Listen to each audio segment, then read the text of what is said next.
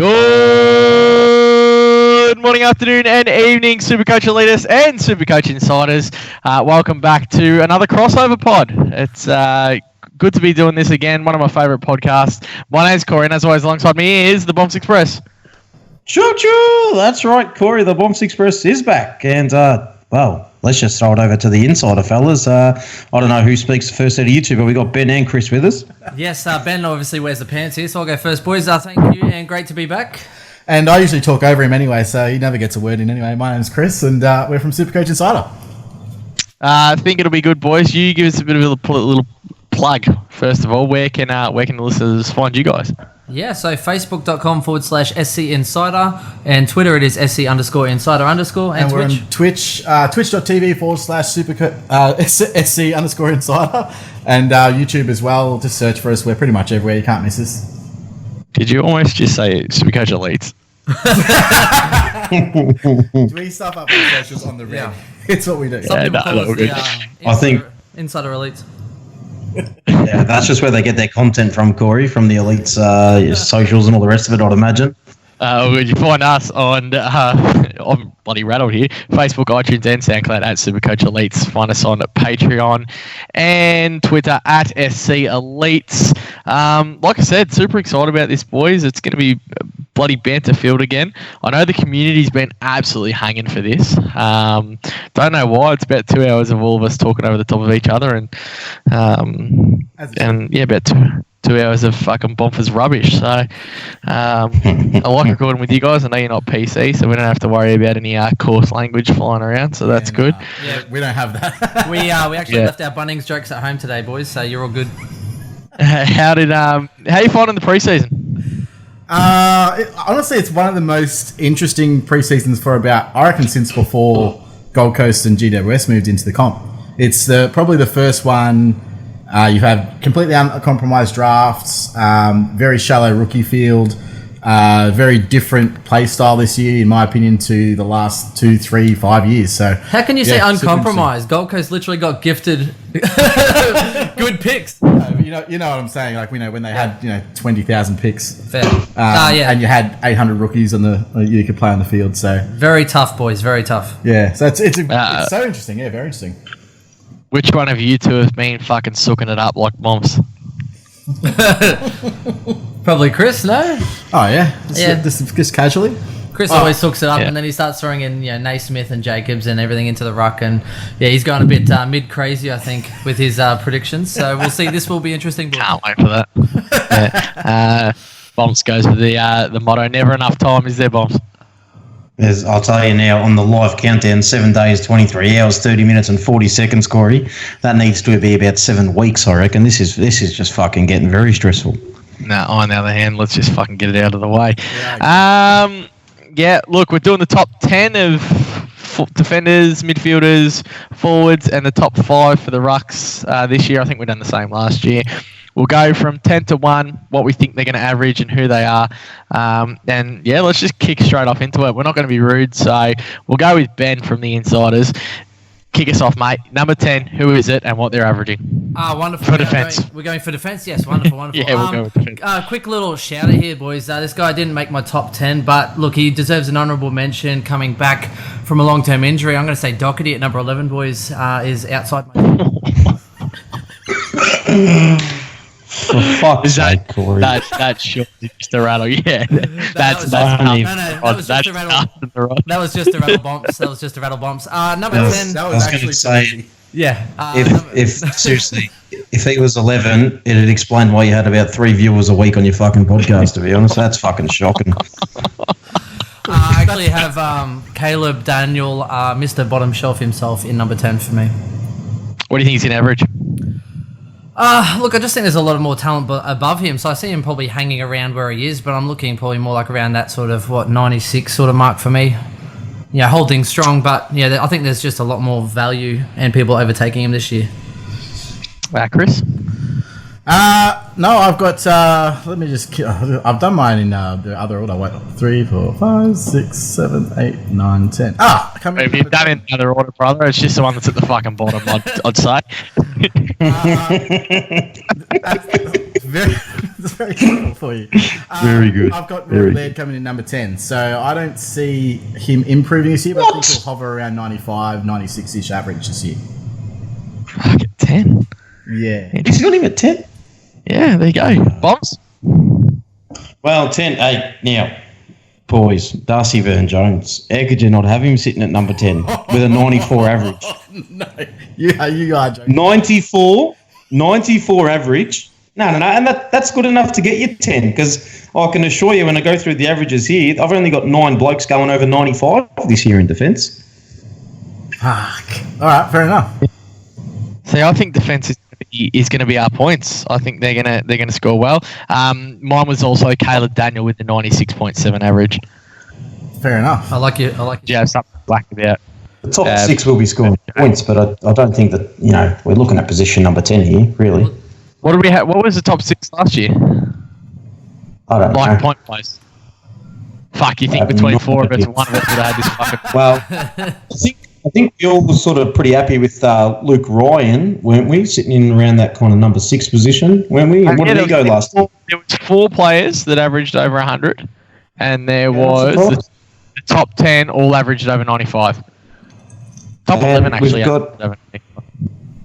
Yeah, so we've got, not much difference in the type of player as well we have back there as well. They've pretty much remained the same, all the defenders, apart from Whitfield, obviously. Beautiful. All right, we'll kick it off with Benny again. We'll go to number 9.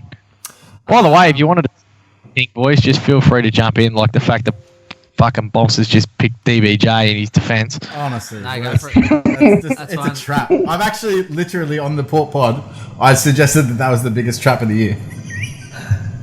Yeah, I wouldn't know because I don't listen to shit content, and that explains why. Don't have DBJs in the 10. I've got Shannon Hearn, boys, number 9 for me. Ah, shit, eh? Old man, Average? On average, probably around the same, 97. I just think I still like Hearn. I think he has a good value, but he just with his body and his age, I don't know if he'll be going all out. So you might take it easy some games if they're well ahead. So I think he's still a good option, but I'm not starting him, and I think he could slide a little, not a lot. I'm completely off him. I'm off. After the bye last year, he averaged 89. He had 2 soft tissue injuries. I think it's just much of the same this year. I think I'd be impressed if he averages over 90 this year. Fuck, I thought the eye test was so good early. I don't have the balls to pick him, but fucking really like the look of him. Chris, who did you have at 9? I have coming in with an average of 97, Lockie Weller. I think this is Lockie. Ooh. What is it? This laughter. Bomps is the only one that actually had Lockie Weller in his top 10 last year. Last year, Bomps had Lockie Weller in his team at number 10. Hey, you know what? It's no surprise. I generally go about 2 years too early, I reckon. But nah, I'm off that. Fuck. I like Lockie Weller. I don't have him in my top 10, but I actually really like Lockie Weller. Do you know I think they're gonna. He matched Greenwood for CBAs in the Marsh. Yeah, not bad. Yeah. Not going to pick him. But I thought he was going to be on the wing, to be honest, but he's been playing a little bit more inside, and I actually have him at number 8, boys. I'm going probably more out than you boys just cut them out at number 9? No, but that's what we did last year, you dickhead. We then said, otherwise when he comes to number 8, I'll be like, by the way, I'm going to announce a a guy that someone's already announced. Cool. Actually, that's probably a better way to do it. And I missed that with Hearn, but yeah, good to go. I don't have Lockie Weller in mind. Yeah, I don't mind him. I don't think he's going to crack the top 10. So who was your 9 then? That was 9. Yeah. That was it. 9. The much maligned. Now, I didn't kind of factor in, to be honest. I just went purely for average, but not condoning anyone to pick this bloke. But I've gone Zach Williams at 9 because I think on average he'll pull about 97. Yeah. Yep. I've actually got Zach Williams at what? Again, 1, 2, 3, 4, 7. Hey, I've got him at 7 as well. Yeah. There you go. 28.1. And again, I don't think he's going to play enough games, but when he's out there, I think especially at the back end of the year, he might be one that I might be targeting after the boys. He just scores points. Yeah. When he's on the ground, he's just scoring. So I like him, but just with his body, he might. They have a good buy too. His price as well doesn't really, not fantastic. But I think he'll still score well when he plays. The good thing I think we'll have with him is he'll probably come back from the injury and just slowly get back into things as well. Yeah. I'm expecting a big second half of the season. My number 9, boys, was Chris from Collingwood. That's the halfback flank. I really like him this year. I think he's going to get a lot of the ball. Had a down year last year. We've seen that happen before. I think Crispy's going to go 97.1. That's that's what 9 points a game increase. Yeah. Yeah. Well, what was the year before? What was his average the year before? Like 95 the year before. It's about 95, I think. Yeah, so that's, if I told you last year that he was going to drop 8 points, you probably would say, oh, nah, I don't think he'll drop that. That's true. The biggest reason why not is that Collingwood backs the way that the way they all share the scoring. I don't think that helps Crisp. So yeah, but it's going to be a lot more running off the halfback flank this year as well. Yeah, because Noble's going to take so many points, Chris. No, not Noble, but Darcy Moore, when he played back there, but obviously injured most of the time. They all score fairly well. They're all 70 to 90 scorers as defenders, which that's just how they've always done it. Anyway, neither here nor there. What are we up to? Did none of you boys have him? Nah. Bumps? I had Crispin at number 8 for a 99 average. There you go. So we'll jump to you boys for number 8. You got to start him at that. Well, I'm already. No, he's 480k. Yeah, exactly. Not starting him. It's cheaper than DBJ. I'll tell you now. At the moment, I'm starting 2 top 6 defenders, and both that I'm starting sit higher than position number 8 on my list. Bob, so you're going to need some top 6 defenders starting Gaff in your side. That's harsh. I'm not sure what Gaff's got to do with defence, though. No, just listening to your earlier in the week podcast. Okay. Told you, Corey. They listen to us for advice, mate. There you go. It's number 8. More the banter, but it's lonely nights. Anyway, so boys, my 8 was Waller, so I'm already lucked out with that one. Yep, fair enough. Chris, I've got Sicily coming in at number 8 with 98 average. That's too low. 98 average. I'll hold where I've got Sis, so we'll talk about that later. Bumps. Number 1, obviously. Well, 8's obviously Jack Crisp for me, dickhead. Yeah, very good. All right, cheers. My number 8 is Luke Ryan. Oh. I think, I got him at 8. I was more optimistic, but with injuries and everything, I'm a little bit more worried about him. But I think he'll do enough with a 97.8 average to just get in the top 10. It's interesting. Your number 8 pick. I will talk about that a little bit later when I talk about Luke Ryan. Yep. Oh, beautiful. Number 7, boys. Or Ben. Zach Williams for me, I think. Yeah, I had Zach Williams as well. 7.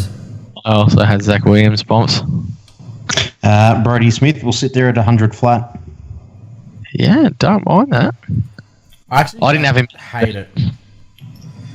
I think when he played midfield in the back end of the year, he averaged 93.4 or something similar. I definitely think he's got legs to go a little bit higher than that. Not sure if it's 100, but I love the pick, actually. Well, he definitely had some good strings, and he's playing a bit more midfield through this JLT, so he's definitely got legs. Yeah, the only worry is injury, really, isn't it? Absolutely. Yeah. But yeah. Good guy, so. My worry is that he's going to cop attention. It's the only reason why he didn't make it into the 6. All right. And that was with 100. Was that with 100 average already, Bombs? 100 flat, yep. All right. So the rest of you boys are going pretty high then, seeing as only 4 and it's gone over 100 last year, and you said the defenders weren't going to be that high, but okay. Number 6, boys. I said the top 10. I said the top 10. I'm going to go over 95. 6, I've gone Houston. Pure midfield role.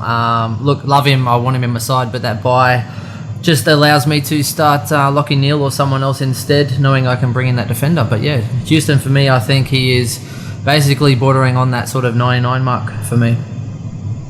I had Houston at 5 with 99.9. I actually have Houston at 6 as well, averaging 100 flat. So my entrance on the 100. Bombs. I had Houston at 5 going 101. Yeah, and who was your 6? Hearn going 100 flat. I've gone out of this fucking order it already again.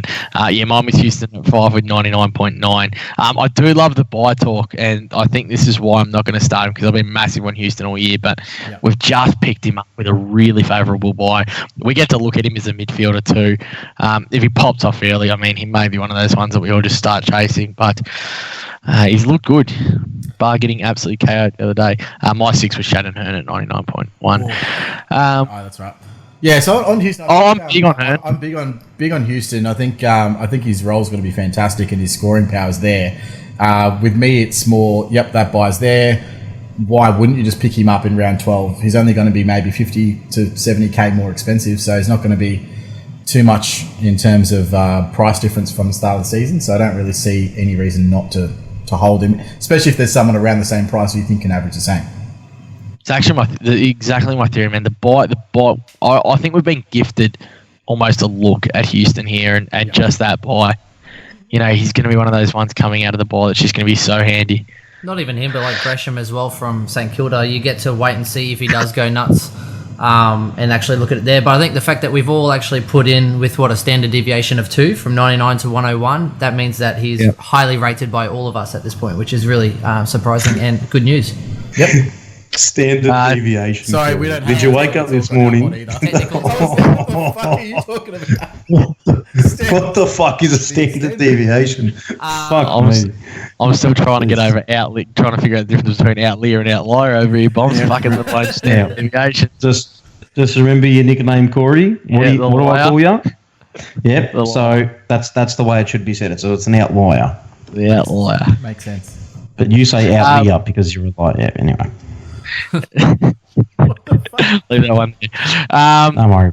Number 5. Did we all have the same consensus number 5, or does someone have someone else? I had Laird in at number 5. I just think Smith moving into the midfield. I think the ball will be back there a little bit. Only concern is probably copping a bit of attention, so I think he will cop attention. But for me, I've got Laird coming in at 100 average. I think he'll be back into that top sort of 6 range. I'd Laird at 3 with 105. I had Laird at 2 with 110. Okay, so where's his improvement coming from? Because that's the fact that Brodie Smith's out of that defence now. Everything is coming through Rory Laird coming out of that attack, out of that defence. Kickouts, right? Except kickouts, yeah. He's also... How much points are kickouts, man? The guy's going to get 35 every single game, and everyone's looking for him. He averaged three possessions less per game than he did the season before. Yeah, and watch this. He'll average 6 possessions more this year because he's going to touch absolutely everything. He'll have more 30 possession games this season than he's had in any other year of his career. Is that just because the fact that Smith isn't there, is going to be playing in the midfield, is going to have a huge boost on him. But he wasn't there in defence in the last however many games of the season, and Smith averaging by 0.4, averaging a 93. Moving forward, it's not going to make a difference. Well, plus Adelaide is the new Essendon, if we are not mistaken. It's plenty of ball. Adelaide is shit. Adelaide are going to get spanked this year. Ball down there, and it's all coming through Rory Laird. I'm telling you. At 5, I had Tom Stewart at 5, so I think he's going to be around that same sort of mark, around that 100 mark. He's just super consistent. Oh my god. Wins, losses, doesn't matter. He averages the same. I think Tom Stewart's a really good pick, but I obviously won't start with him. I can have a look and see how he's going at the end of the year. Well, his hip flexor strengths up after the honeymoon. Sorry? His hip flexor strength's up now after the honeymoon too. I do. Blew his hips out. He's not. I don't even think Stewart's cracking 85 this year. Yeah, he's not on my top 10. He's not even in probably my 15 or 20, to be honest. Why? He averaged 98.2 last year. Nah, because, well, you know what? Westhoff 2 years ago averaged 100, and what did he come out and do the year after? Yeah, but there's always one. What I'm saying is that there's always one player that comes from pretty much nowhere to kind of get to the top of his line, and then the bloke's dead after that. You don't rate Tom Stewart that much, really? No, last year all over him. I won't go anywhere near it this year. No, I don't see it going over 85. All right. I'll snapshot. I'm wrong. Take that clip. Don't think so. He's out of my top 10 with same as like Daniel Rich and that kind of thing. I've got them sitting low 90s for me, so just out of my 10 contention. Yeah, same. All right. Did anyone else have a different number 5? I'm so fucking confused where we're at. Houston. I had Houston there. All right, beautiful. I had Houston as well. Ben, number 4. I had Lloyd at number 4, boys. I know some people are expecting him to drop off a cliff, but he is the highest defender for 2 years straight. I still see him having some really good games and putting a lot together. I don't see him going that 107, 108 sort of mark, but I do see him coming in probably around that sort of 102 sort of range for me, boys. Where'd you have Lloyd Cruz? 3. Bombs. Yeah, I had him at 3 with 104 average. I've got him at 2 with 110. Oh, that's huge. I don't buy any of this Dawson gonna take points away from him crap. Everything's coming through Lloyd as well. I noticed on the weekend he was pushing a lot onto the wings. He's done that forever, and like we've spoken about this, they play the press. He goes up. He's going to kick goals. It's going to happen. Lloyd goes up and down. Yeah. Lloyd goes up and down that wing all the time. And then, of course, as soon as the ball's back there, he's like, "Oh yeah, I'll take a kick out." Yeah. He might be playing on the wing, but he's going to take the kick out. He's the sprints 55 meters to have the kick in. Yeah, the hardest working seagull out, I tell you. I'm just going to sneak in here for a little bit of. You get out of the square, mate. I'll take this one. Chris, who did you have at 3? So that was my 3. So my 4 was Caleb Daniel. Sorry, 4. Sorry. And again, I just see him maintaining, which is he averaged 99 last year. I see him as 100, 101. I've got about 4 players here that are probably interchangeable with their averages in terms of where I think they might end up, but I think they'll all be that close together. But I do like Caleb Daniel. See, I think JJ will take a little bit, out of the back line now. They've pushed him back. I think JJ will get some attention, but I think it will hurt Daniel in a slight sense. The running carry, JJ's going to be their running carry. I think Daniel will still be their ball user, but I just see a little bit of regression. They're very SuperCoach friendly team, but there's got to be points. That's definitely the one issue, and is why I don't think you can start him. But I think he'd be a decent upgrade target, especially with that back bye. So you might, if he's going well early, you might be able to pick him up in the first round of upgrades or so. Bombs, did you already say where you had Caleb Daniel? Oh, I didn't have him in my 10. Okay. Yeah, me and Ben had him 10. Bombs, your 4? I had Sicily at 4 for 103. Yep. And I have Dockers at 4, boys, at 101.1. Yeah, it's conservative. 0.9. I like it. I like it a lot. I think which means that absolutely it's got to be in your team, right? Like, I don't think 100%.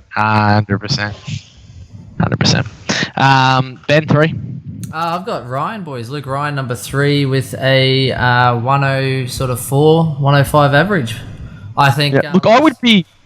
Sorry, you go. No, I was just going to say last year he was absolutely on a ringer, and then we had someone contact us as well saying, well, your friend or a friend, all that sort of nonsense that we all hear. But I think he had a slip disc in his back, and then they said he's not going to be playing very well, and they're forcing him to play. And then all of a sudden he knocked out like 360s or something in a row. Super painful. I just think. I'm hoping that with all the tools that they're missing isn't going to hurt him, but I think he has a high ceiling. I'm hoping he strings a lot of it together, and he's actually quite sexy to watch, boys. I don't know if you notice it. He's a good-looking rooster. Yep, he's a decent-looking guy. Oh, I'm big on him. Yeah. My biggest worry is that hamstring injury. Yep. And I know Griffin Logue's probably going to go play tall, but I think there's times where Ryan's going to have to play a little bit taller than he is. I wouldn't be surprised if he jumped up to a top 4 defender, though. Yeah, fair enough. Where did you boys... Sorry, Chris, where'd you have him? I actually have him at number 1. So there you go. We'll talk about that one. Yeah, let's wait. Let's wait. We'll have a go at our ones. Bombs? 3 was Lloyd at 104. This is 4, was it? Did you have Ryan? No, sorry. Oh, no, did I have Ryan? No, I didn't have Ryan in my top. I sort of had him down for, pretty much what he averaged last year, but I just thought it would be funny if I threw DBJ in at number 10. It certainly was. So number 3's? Yeah, mine was Jake Lloyd, so. Yeah, Laird. Yep. Chris? Yeah, no, so number 2 then? Are we rounding it? Yeah. To 2, yeah. Yep. I've got Sick. 2. I've got Sick Dog at number 2, hitting a 105.5. Look, I think he'll bounce back to his form of a couple of years ago. He did start off quite well last year and then absolutely fell off a cliff. So I'm hoping the extra kickouts, possibly, which he already did take quite a few more in the JLT2. I think he'll get a little bit more kickouts. I think that will then stabilise him back there. Hopefully Hawthorn, with their people they've brought in, will keep his role a little bit more secure. So I'm big on him. Whether Clarko fucks that up for me, we'll see. But, all things going to plan. While we got you there, Ben, you might as well give us your one as well. Doherty, the Doc Man, number one for me. Look, he might start off, and I think he might start off by chipping away around that 100 mark, but I think his back end to the season, he already looked much more confident and stylish in JLT2 compared to number one. The more time he's out there, I think the more continuity he will have in his body and the confidence that comes from it. I see him steamrolling home super hard, mate, like late night in the valley. I don't know where the valley is, bro. I actually doesn't realise Corey lives there. No. Actually, no. It's a different place. It's a valley up in Brisbane. I actually do know where it is. Okay. But it works steam for training or something else. Works for the Melbourne boys as well too, because we have Mini Valley. And of course, I live there all the time. Chris, you're 2 and 1. So my 2 is Dockers and my 1 is Luke Ryan. So obviously what you said before I do take into consideration with Ryan. My biggest thing with Ryan is the way Fremantle playing this season from the first 2 Marsh games. It's literally a carbon copy of either Collingwood or Hawthorn chipping around the back line. And Luke Ryan's going to be the main kick out of that defence. And I think that his possessions are going to go through the roof. So it's like Jake Lloyd combined with lead. But he already proved that he can. He's already a good interceptor. He's already a good user. He already takes kickouts. Now they're going to add this possession game in the back half. Oh yeah, mate, I'm going to get on that. It's like a prime. Yeah. Yeah, I honestly, I wanted to start someone with a back end buy like a Laird or a Sicily, but I've just decided that you've got to get that extra 40k to get to Ryan, because I think he's going to be so very important early, and he could be outpriced after the first 6 rounds. For Fremantle's buy is crazy good too. 100% running it. Yeah, I'm 100% running it. Yep. He's in my side too. He's not in mine. But did you guys watch any of the everything games? you said? Sorry? Did you watch any of the Freo games at all? Yeah, I watched quite a bit. I watched every game. Oh, yeah. Okay, sweet. Probably, but actually, no, that's a lie. I missed the Freo West Coast game. Derby. Yeah, that was the one I missed. Fair enough. So, but you would have seen the first one where they're just chip, try. Yeah, like I said, I don't disagree with what you're saying, and I can see everything you're saying coming to fruition. But yeah, I'm not taking that risk. It's there. He pissed me off last year. Bombs 2 and 1. That's fair. Yeah. No, and I'm not taking the risk either. He's never played 22 in his, every season that he's played AFL as well. So, the boys I want to pick, I want to be pretty comfortable that they're going to get through the entire season, particularly the ones I'm going to start with. You starting 5? He's going to pick Dockers with 2 broken knee. I like it. All right, at least you can back that. He's starting Titch though. Yeah. Well, he's only. I'm kind of. If he snapped it in 4 places, I wouldn't have started him. But apparently, it was only 3. It was only 3. So real good. Bombs 2 and 1. 2 and 1. The 1-2 combination is just amazing. This is what I'm starting the year with. 2 I've got Laird at 110, and 1 I've got Doherty at 114. And anyone that knows me knows that they shouldn't be surprised how much I love Doherty. My 2 is Jake Lloyd at 110, and my number 1 is James Sicily at 111.1. I mean, what can we say? The bloke is an absolute jet. They bought the 2. I was talking about him all pre-season. They've bought the 2 pieces that they needed in for him to be there. They've sent Big Boy down back. He's going to intercept. He's going to take kick-outs. He just hits targets. He was a little bit rusty the other night, but I was saying if he puts consistent games together like he did in that JLT the other night, he was best on ground by far, and he was absolutely taking the piss. He'll pop the most 160s of any defender ever. He's an absolute gun. So he gets tagged every second week. His ceiling is massive, though. So here's the thing, though. He is someone that could definitely hurt you. Sicily could absolutely pull out some 145s, and he could really hurt you. 60s when he gets tagged. It's not happening. The low 50s and 60s aren't coming because he's not playing forward. He's not tagging. You can't. How do you tag someone who just floats through the air? So Mitch Lewis is gone, and Jack Dunson's still injured. They're one injury away from him going forward. Oh, little fucking pussy who rolled his ankle. I mean, I like your theory, but what I'm saying is he's not going forward. Okay, he's not going forward. They've done absolutely everything to make sure he doesn't go forward. They'll send that fucking retard Frost forward before they'll send Sicily forward. I don't know about that. He's really bad. Is he even best 22? That guy? Anyway. Well, if they have an injury, he is. Oh wow. No, I don't hate Sicily. I think he will average well. I've picked him as a 7 to 8 points per game average, but increase. But that's a 20 points per game swing. I'm not willing to bet that. That's huge. This is the year, boys. Well, it's all it takes for his average to dip below 100 is 2 games where he gets swung forward. And do you trust Alistair Clarkson for 2 games for the season? I've spoken to Alistair. We had a chat. He called me because Did you send him an email? Did you send him an email? I was a little bit worried about what was happening, and he gave me a phone call. He said, "Cause, don't worry, it's fucking fine. Trust me. I got you this year. It's going nowhere near full. He can't kick a goal." Corey, how do you find the phone conversations? Is it much more direct and quicker than email? Because I always stick to emails when I get my information. Mate, pick up the phone, make the call. Trust me. You get the vibe as well. Straight away. I'll definitely give you a call back. They got a lot of time for the Supercoach community. These senior coaches. They do. They love them, don't they? They really play footy all for Supercoach. Especially that GWS listening to everyone saying, "Put Haitley in the side." Yeah, right. Jackson. Good old Jackson. All right. We good for defenders? Yeah. I think that's it. Any honourable mentions? Anyone that you looked at and you were just like, "Oh, you're fucking really stiff."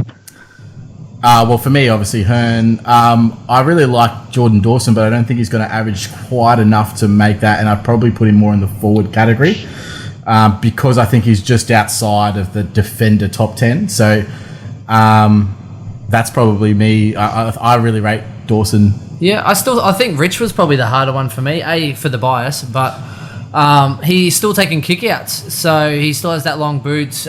Brisbane are still looking to use him to kind of get them out of tricky situations. So, Daniel Rich could still average highly and simply because of the kickouts. So this is true. Bumps, did you have anyone that you were kind of fringe? Yeah, it was Luke Ryan. Yeah. Mine was actually Michael Hurley. I'm really optimistic on him this year. He looked good in the Marsh, and look, yeah, back. And that's why I think he's going to get heaps of the ball. Yeah. Oh, far out. I love this positive press about how they're going to play like Richmond. They're fucking shit. Do you think they've got half the skill of Richmond? Here's the benefit for Hurley, though. They haven't got half the skill of fucking Gold Coast, this mob. They're fucked. But this is all it takes. Hurley gets an intercept mark, offloads it to Dylan Shield, who turns it over, and then gets another intercept mark, right? I heard he's actually looking for Dylan Shield to offload. Works every time. Yeah. Handball, intercept mark, handball it to Shield, get the ball back in 2 kicks. I'm actually wondering how I can fit Hill in my side now after that. Very good. All right, let's move on. We'll go to the midfield, I reckon. Or do you want to do midfield last? Up to you. No, we'll do midfield now, because I think we're going to have a very similar kind of setup. So I think the midfield's got super obvious this year. I'd be surprised if someone came up with a different top 10. I think it will pretty much have the same players. I think the 10 mark might be a little bit different, but we'll kick off with Bombs first this time. Bombs, you want to kick us off with your 10 in the midfield, mate? Okay. I thought we were doing forwards. All right, 10 in the midfield. Now, how could I, talk about the midfield without talking about Matt Crouch, Corey? Fair income. I got him. No, you did not. Well, clearly I did. Was this bloke on something, Corey? Clearly I did. I've got him sitting at 113. What? How? Is there pie to increase? Chris, you can disagree. It's quite simple. Yes, Chris. You can I don't know if you heard, but he was actually referred to as dynamic last year, and I've heard he's even increased his dynamicness in the off season. And look, for a bloke that'll just probably average 33 touches a game, his efficiency isn't great, but 33 touches a game will be enough to get you 113. And you know what? Throw a blanket over the guys sitting at 10 to 15, because I reckon I've got about 5 guys sitting there averaging 113. Yeah. I did hear after last year, though, that apparently if you get one Crouch, you get the other, so I can understand how they would average more. You just add them together. Just add them together. Not on my list. Those guys are literally the only two guys that can have 40 touches and not ton up.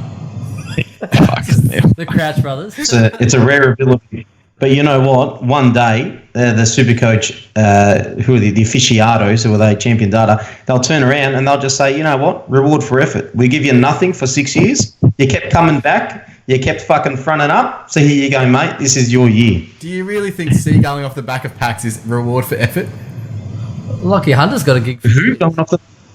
Back Crouch, that's all he does. He sits off the back for a handball receive and then that handball backwards to another person who can kick it up. That's all. Or just a kick. He tries to kick it inside 50 and it goes to the fucking wing. I can't wait. You know what? 130. You know what? If SuperCoach was easy, there would be the same top 8 players from year to year in the midfield. But you know what? Only like 3 or 4 probably remain in the top 8. So if you're going to sit there and just rattle off the top 8 from last year, then you're probably nowhere near the mark, I would have thought. I reckon this year is very different to most years in midfield. I would agree. Every year. Mostly, but this year it's looking to be very similar to last year. All right, so no one had Crouch? No, not in my 10 so far. All right, we'll stick with us first. I had Canelio as my 10.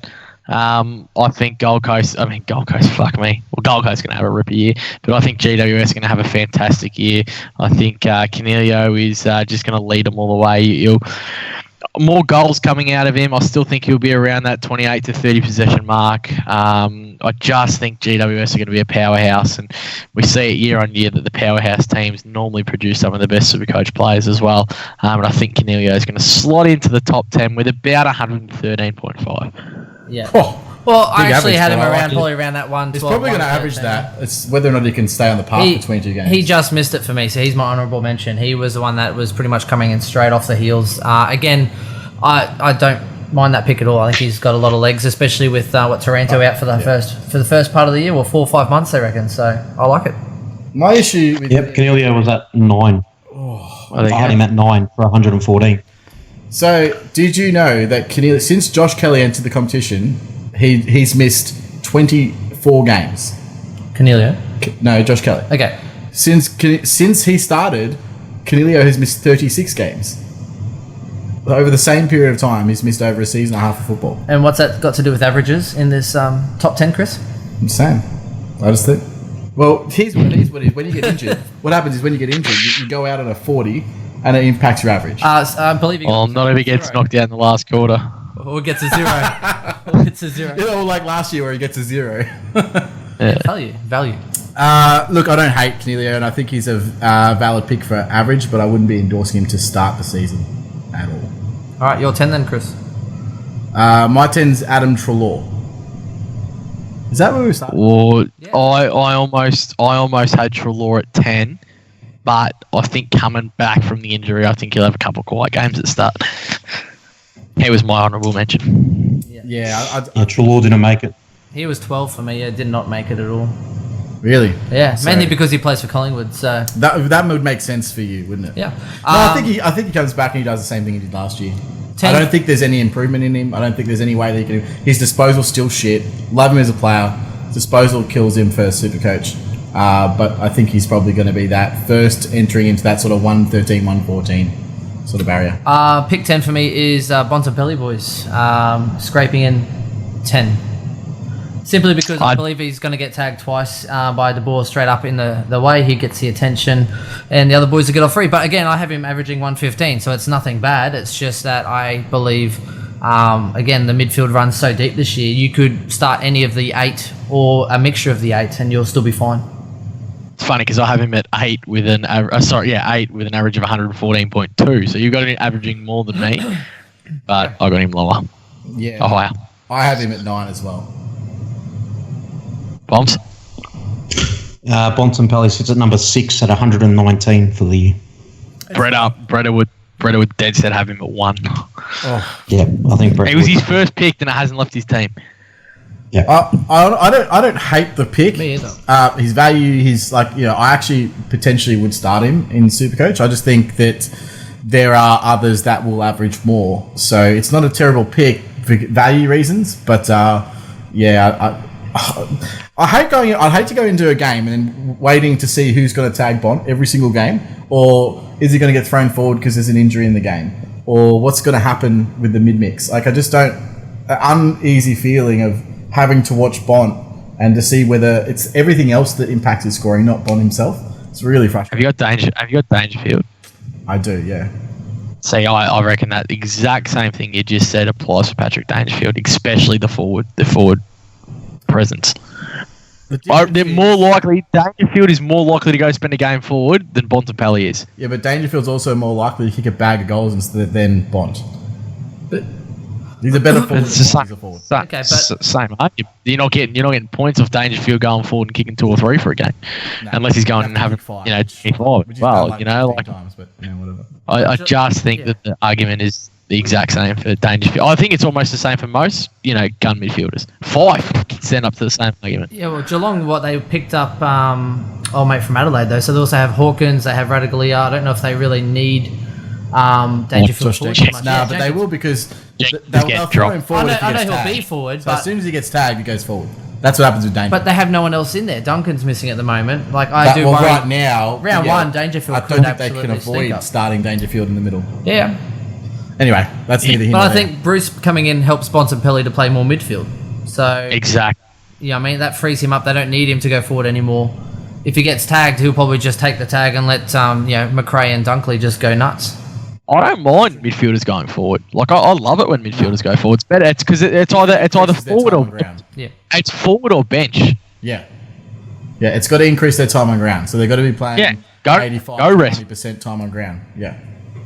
Bont just another year older. Like I'm so optimistic. Oh, you don't understand how bad I want to start him. I just can't get him. Oh fuck! Whose turn is it? I think it's back to you guys. No, Bomps hasn't given us his 9. Oh no, I think so. Bomps for 9. 9 was Canelio, 114. My number 9 is Clayton Oliver at 114. I just think that another year older, another year wiser, looked even like slimmer again, and that with Maxi Gawn, fit and firing, that Clayton Oliver to Max Gawn combo is going to be elite. And 2 fit shoulders this year, not coming in off any operation or anything as well. So I got Clary at 9 with 114. He has been my constant swing with Tom Mitchell in and out of that team, in and out of my team. And it's only if I need the extra 40k will I go back down to Oliver. Yeah, I've got I got Clary at 9 as well, 115. So again, the year before pre-season he did have the was it double shoulder reconstruction or whatever he had going on. So this year I expect big things. I actually had him just missing at 11, but there's like I still think Serviceable. I still think it's a great pick. He'll probably play every game because he's a champion. My issue with him is not necessarily Clayton Oliver. It's Melbourne itself. I don't see them improving at all. I mean, there's a couple other spanners in the works. Like, does Petraka come into that midfield? Does that change things with Oliver? I don't really think necessarily it does. It might even help him. But his issues really has been Melbourne last year didn't convert any of his forward entries. So if you have a look at Oliver's stats from last year, he actually had career highs in quite a few categories, except unfortunately he also had them in turnovers and he had a low in scoring assists. So I think if he can turn around, then his scores will go up potentially 5 points per game. Do you reckon the turnover was a correlation between his kick to handball ratio improving as well? Potentially as well. Yeah, it could be. But I actually don't see him as a bad kick. But how he does, he gets the ball to his boot very quickly from a for example, and that's just they just weren't marking anything forward. They were 6. Melbourne was 6 for inside 50s for the year, but they couldn't kick a score to win a game. That's so fucked. It's seriously, it's their forward line setup. Tom McDonald wasn't grabbing anything. They have no one really to take a big mark or to create a contest. It was just getting turned over and just out the other side, and that's how they were losing football. So. Get that Jesse Hogan bloke back, I reckon. He was seriously average. Oh wait. Well, they thought they had everything. They had Weedman, bottom 4. They had Weedman and everything, and then Hogan. Oh, we got the top scoring side. Let's just improve our defence, and then everything topples over. Yeah, So they look, and I did like in the first march. I liked Mitch Brown there, but I don't think he's a permanent solution either. Obviously, they've got Luke Jackson to sort of fill that role, but he's obviously first year. I don't expect the big things from him, so it'll be interesting to see how they go this year. I'm not predicting big things from Melbourne, so. Bombs, where'd you have Clayton? Didn't. That's disrespectful. 110. Yeah, no, put him at around that 110. The thing I like about Oliver is, so you take someone like that and you know that at some point there's going to be that 120 in there, and at a minimum you're going to get 110. So you can almost just back him every year until he really does kind of explode, because he's good for 22 games, he's good for 110. So it's not a bad selection at all. Just in terms of average, just don't think it's top 10. We spoke about it last year. It seems so frustrating owning Clayton Oliver, and it was simply because the year before we were so used to 100, 100, 100, 100, 120, 100, 100, 100, 120, 130. Like, and last year had more fluctuations. Well, his big had 140 and 80. Yeah, his 170 and 140 were against the two bottom sides, Gold Coast and Carlton. So I see he plays Gold Coast twice this year, so that could be a good reason for him to increase. But I actually see Gold Coast as a much more improved team this year than they were last year. So we'll see how that all pans out. It's it's all interesting. I still don't think he's a bad pick. He's just slightly outside for me. All right, Benny, you're number 9, mate. So I had Clary. I was with you, mate. Corey, we've been. Sorry, mate. We've been in. Chris. I had Bont at 9. I know. I think we've done this. Have we done 9? We're up to 8. Yeah, I think we're starting. Nah, now we're up to 8, but we didn't. You boys. Fuck, Ben. We should just run a podcast together. I reckon. Yeah, we should, mate. We keep. You guys can fuck off, man. Me and Bonds will just have banter all day, every day. Yeah, it'll be. Just sit there and agree each other. I can assure you, I ain't fucking teaming up with this peanut. Let's just put it let's just get it. I'll be Shannon. You can be Skip. We'll just have this like constant back and forth. Hey, Corey, it'll be the Corey, Ben, and the Out Leah's podcast. Very good. 8 boys. SuperCoach Outliers. No, we respect the order. Bomfer, number 8. Danger at 115. So people might think 8 is low, but we got 8 midfielders this year to choose from, so he makes the cut for a top 8, doesn't he? So 115 is just what I think he'll do. I don't think he'll improve, and I don't think he'll regress. But it's Danger. It could be anything. We could get 122. I completely agree that it could be anything. I'm sort of a little bit more on the optimistic side. I actually have the Fife at 8, but when I say 8, it's averaging 118, so it's not like it's a bad selection. I just Chris, either you tell people where you put Dangerfield, or you let Corey say his 8. He skipped me for my 8, so I'm just wrapping it back around. It's starting with those boys this time. Okay, sorry. Don't be a whore. Okay, well, I'll just sit over here and just... Corey. Yeah, I had Dangerfield at 4 with 120. Okay. Chris, where'd you have Dangerfield? I've got him at 3 at 123 average. I think I might regret this, but I actually had Dangerfield at 8, the same as Bomps. Oh, there you go. Maybe you guys should have a podcast. Yeah, maybe we should. We'll call it the people. Just as I decline the other fella, also decline you, mate. Yeah. I'm actually thinking of just fucking branching off with Brett, just me and Brett show. That's what I'm looking forward to. No, because no one has 5.5 hours to listen to you two idiots argue about someone fucking up with him. I had Bond at 8. So. Chris, who was your 8? 5. So, I think he's going to have a decent season. My worry about Fife at the moment, other than the fact that he obviously misses games, nothing to do with average, but kind of does, is purely the fact that in the preseason they actually said that he was going to be spending more time forward and letting the younger guys come into that mix, which I thought he already spent a lot of time forward. So if that moves to 40%, that could really impact his average moving forward. Still think he's a good pick, 118. It's just not as high as some of the other guys that I have. Hey, I'd love. You do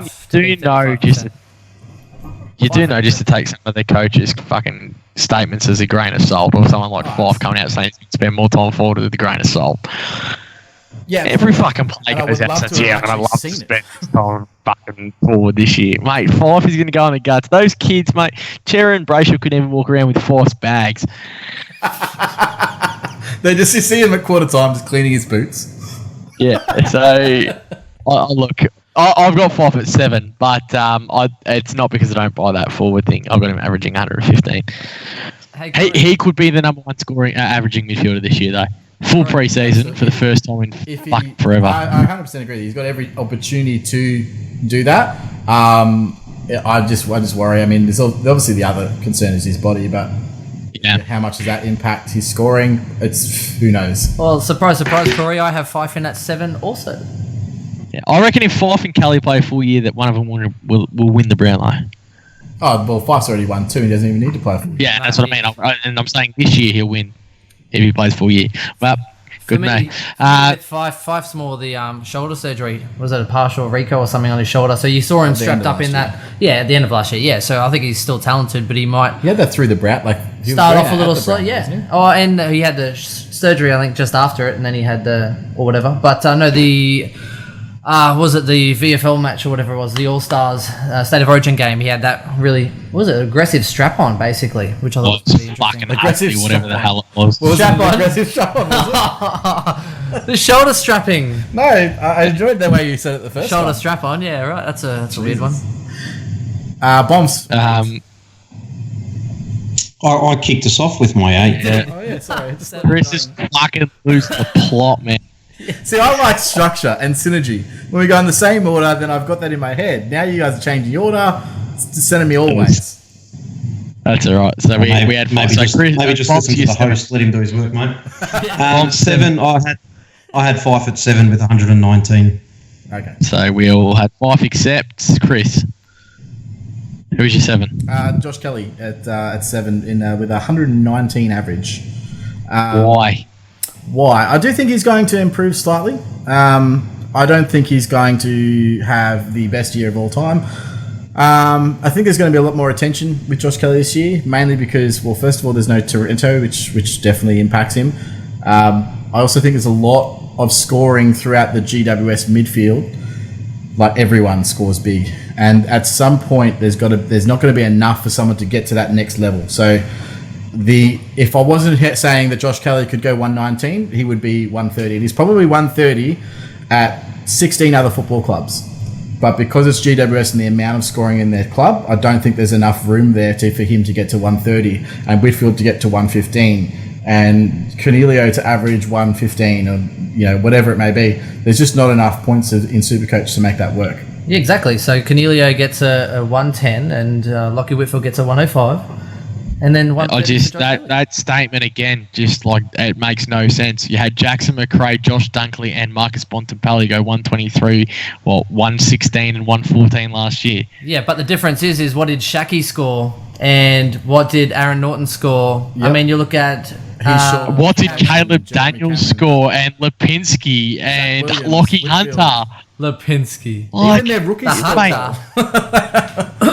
They're all averaging. So I think Hunter averaged the same as what Williams did. Correct me if I'm wrong. Williams averaged 101. So unless. Yeah, I think Lockie Hunter averaged around 100, didn't he? No, he was below this year. I think he's about 97, but close. Peanuts. Okay, yeah. And that's what I mean. Like, you have all those players. Like, every team's got those players. Historically, teams that play well can have a large group of players that do. I'm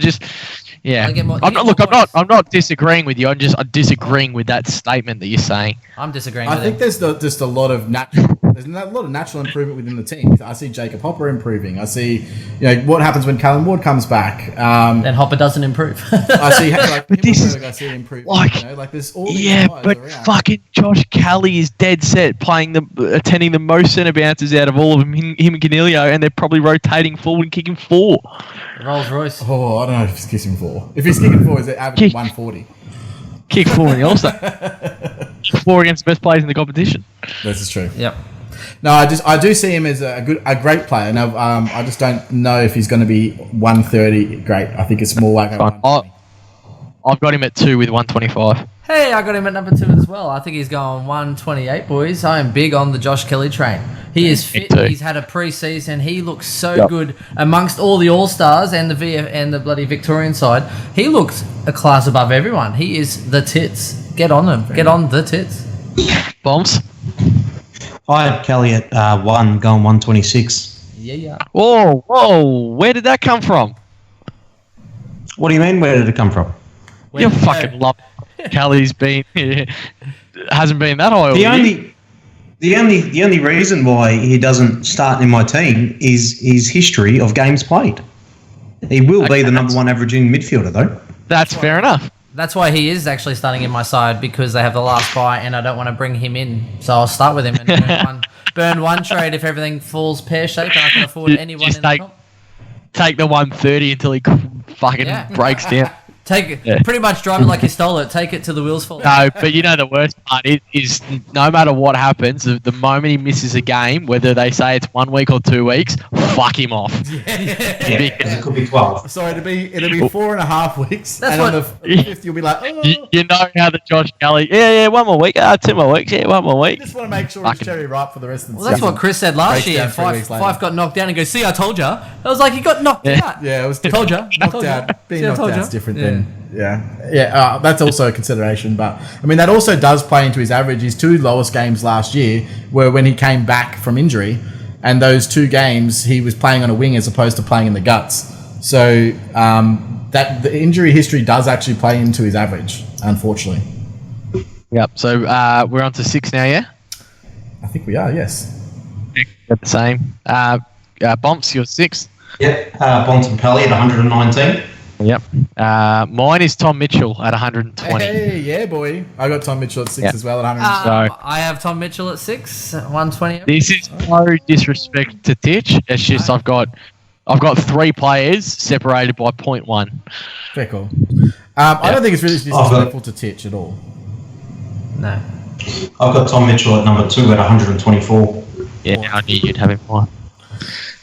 I just think he starts slower, and the reason is get time on ground. So if you look at his statistics from 2 years ago, when he averaged 129, he averaged 90% time on ground. Yeah, I don't think he's going to start the year on 90% time on ground. I think he might start at 80 to 85, and then they'll flick a switch. Might be 4 games in, might be 6 games in, and all of a sudden his average will start going up, and his time on ground will go increase as well. Yeah, that's it. That was my exact reason. So I think Either he'll way- start a little. I think you need him at some point, and you want to be on that train when it goes off, I tell you.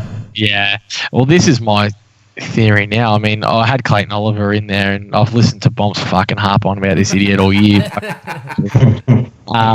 And it's just like if the 40k is there, I might as well spend it. I'm almost guaranteeing myself that Tom Mitchell is a top 8, where I think Clary has that potential to almost be a fringe. So, as much as I hate to say it, listening to Bomps fucking whinge every day sometimes has its benefits. I do, yeah. I'm actually starting Titch just because I just don't want to have the problem of if he goes big, I don't have to worry about it. Yep. But it does leave a hole because, okay, I'm starting Titch, but who am I leaving out?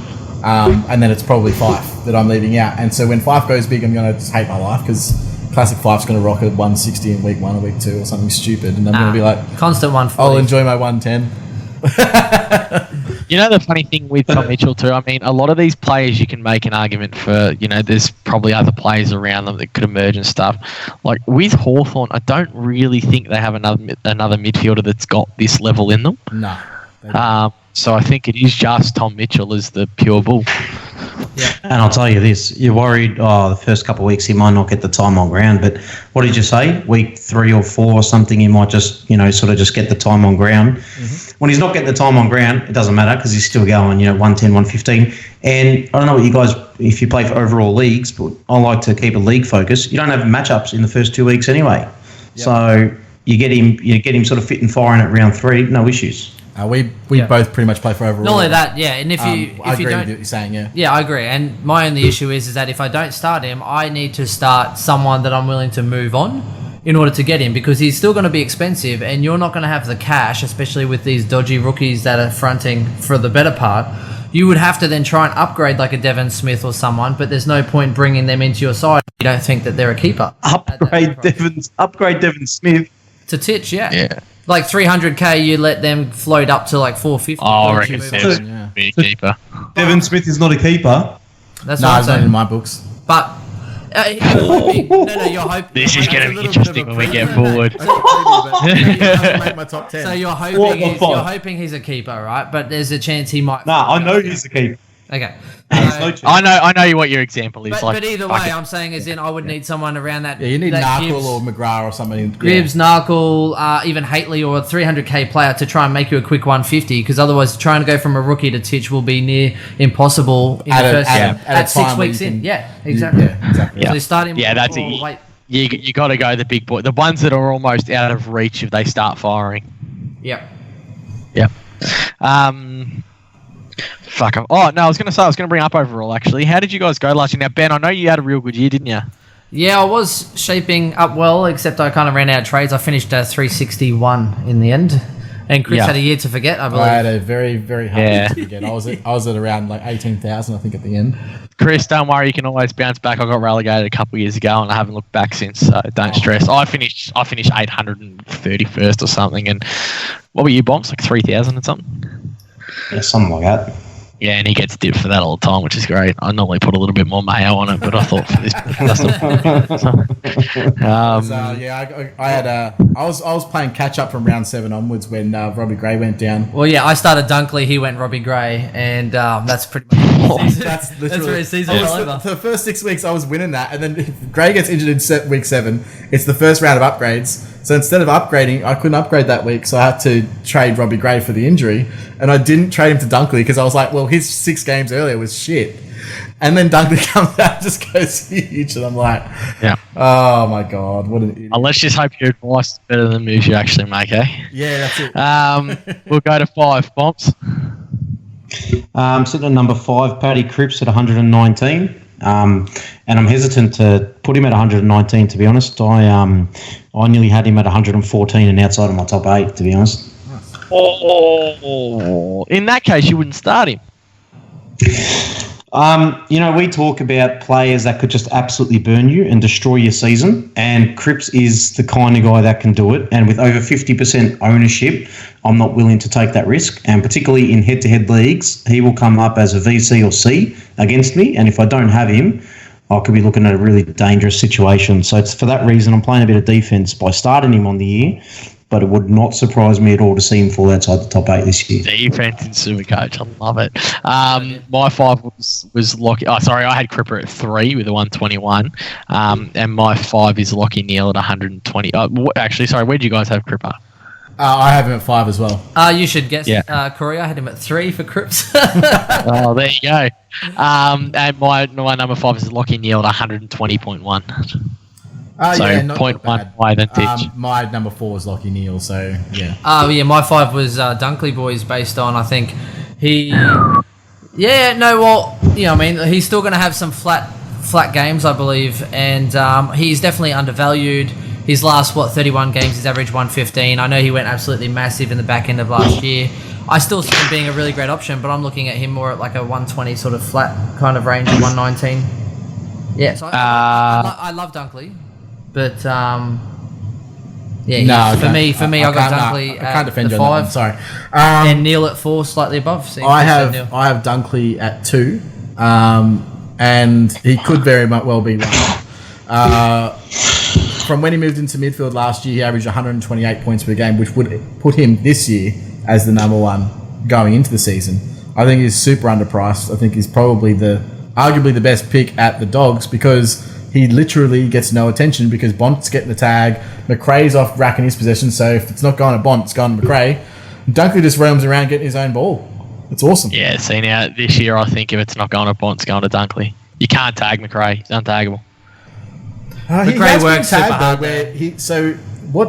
Where we had 30 instead of 48. Yeah, but what they do, which is quite interesting with McRae, when he gets tagged, he's instead of being around the ball or forward of the ball, he starts floating in behind the ball to pick up his possession. So he still might get high possessions. Yeah, see, you're not tagging those players though because of how many times they touch the ball. I don't think you tag Bont because of how clean he is when he uses a ball, and I think that teams are going to start putting more attention into Josh Dunkley off that value too because he's a good kick inside 50 as well. They all are. Actually, all 3 of them are, aren't they? But I would prefer McRae kicking to me in the forward line just because of how amazing he is. But Bont has proven, especially recently, that his kicking's got a lot better than what it was. Not only that, Josh JLT1, how do you not tag him? JLT1, no one gave him any attention, and he tore them a new one. Like, how do you not take notice of that? Any team take notice of that? Off natural regression, and just I think the other 2 are that far ahead of Josh Dunkley. I don't have Josh Dunkley in my top 10,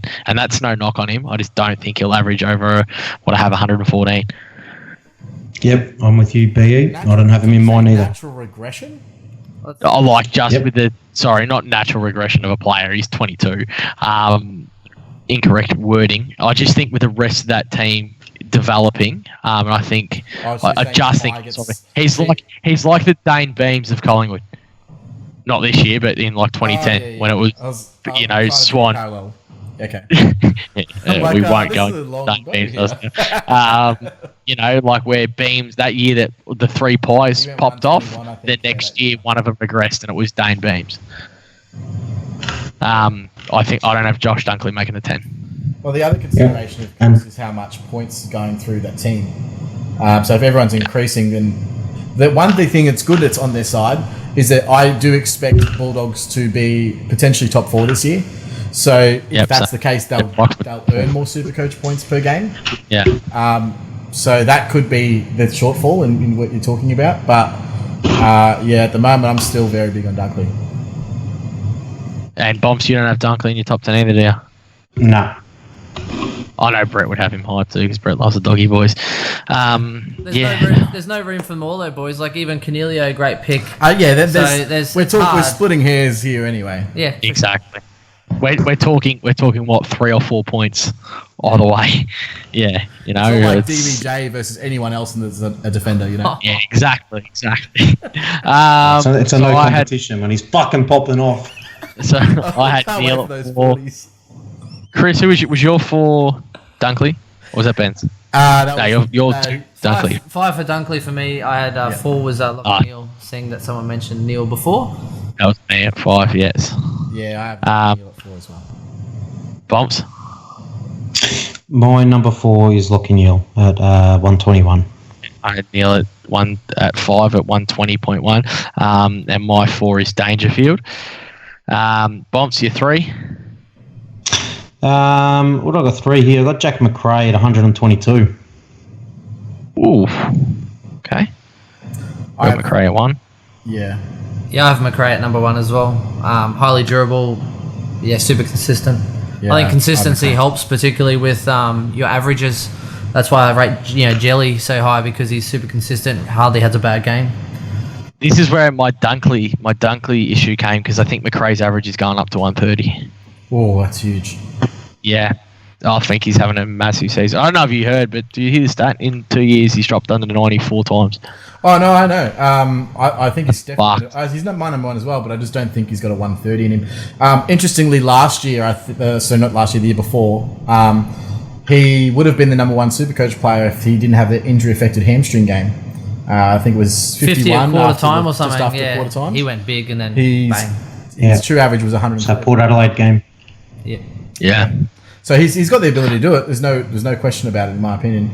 I just don't see with anyone in that team averaging 130 with the amount of high scorers they have, but it could definitely happen.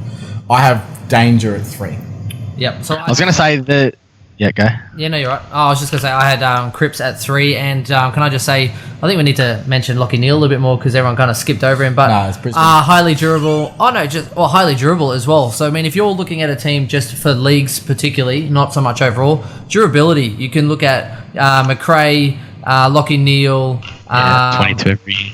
Yeah, Dangerfield and Oliver, like those 4 players, like never miss games. Realistically speaking, Titch, I mean, outside the broken leg, correct. He's played. I think he played 66 games or 88 games in a row. 4 seasons minus in a row. the leg, and it's not soft tissue. The leg heals, so it's broken not like bones. those ACLs, they're bumps. Easier to come back from when it's snapped in 6 places. Yeah, absolutely, not 7. Tell that to Langdon from Collingwood. No, he's got a degenerative knee issue. Yeah, it's a joke. He's not coming back. Yeah, Sorry. yeah no, that's exactly why I'm starting. I feel like I'm out of the big 5 that I'm starting. It's McRae, Dunkley, Dangerfield, Neal, and Titch because I just want that hopefully 22 games from them all. And it's like the one thing you can hang your hat on. I didn't start Fife because he never plays 3 and 2. I didn't start Cripps because his body's unreliable. It's stupid. Like, this is where we're splitting hairs, but that's really what I've gone to. Yeah, well, I got Cripps coming in at 125. I think now that he has all those people around him, I think it'll just make that much cleaner. I think he'll just absolutely bulldoze everyone and get those clean hands out. So I think his time on ground stays really high. He pushes forward, kicks some goals. I can attest to that when he tore Brisbane a new one in that second half last year. That was the best half of football I've ever seen. Mind you, I had Lockie Neal VC. I'm boasting to Chris. He was like on 100 at half time. Lockie Neal's 100 at half time and Cripps on like 50. Yeah, and I was like, sucked in, Chris. Here goes my VC in standard. Next minute, Neil did nothing, and Cripps went. Was it 190 or something? 194 or something. Yeah, that was the Sam Walsh week, wasn't it, Bumps? Yeah, 141. I think Sam Walsh. Yeah, I think so. Yeah. Thought so. Fuck, that's when I had him VC. Story for another day. All right, let's just recap here. Go 3, 2, 1. We'll start with Bumps. Who was your 3, 2, 1? Jack McRae was 3. This one might surprise you. I've got actually Sam Walsh at number 2. That's a bit of a joke. Tom Mitchell at number 2 and Josh Kelly at 1. Mine was Cripper at 3 with a 121, Kelly at 2 with a 125, and McRae at 1 with a 130. Ben? Yep, so I've got Cripps at 125, I've got Josh Kelly at 128, and McRae at 129. So what are we doing? Yeah. 3, 2, 1. 3. You're 3, 2, 1. Yeah. Yes. Dangerfield at 123, Dunkley at 124, and McRae at 125. Okay. Interesting.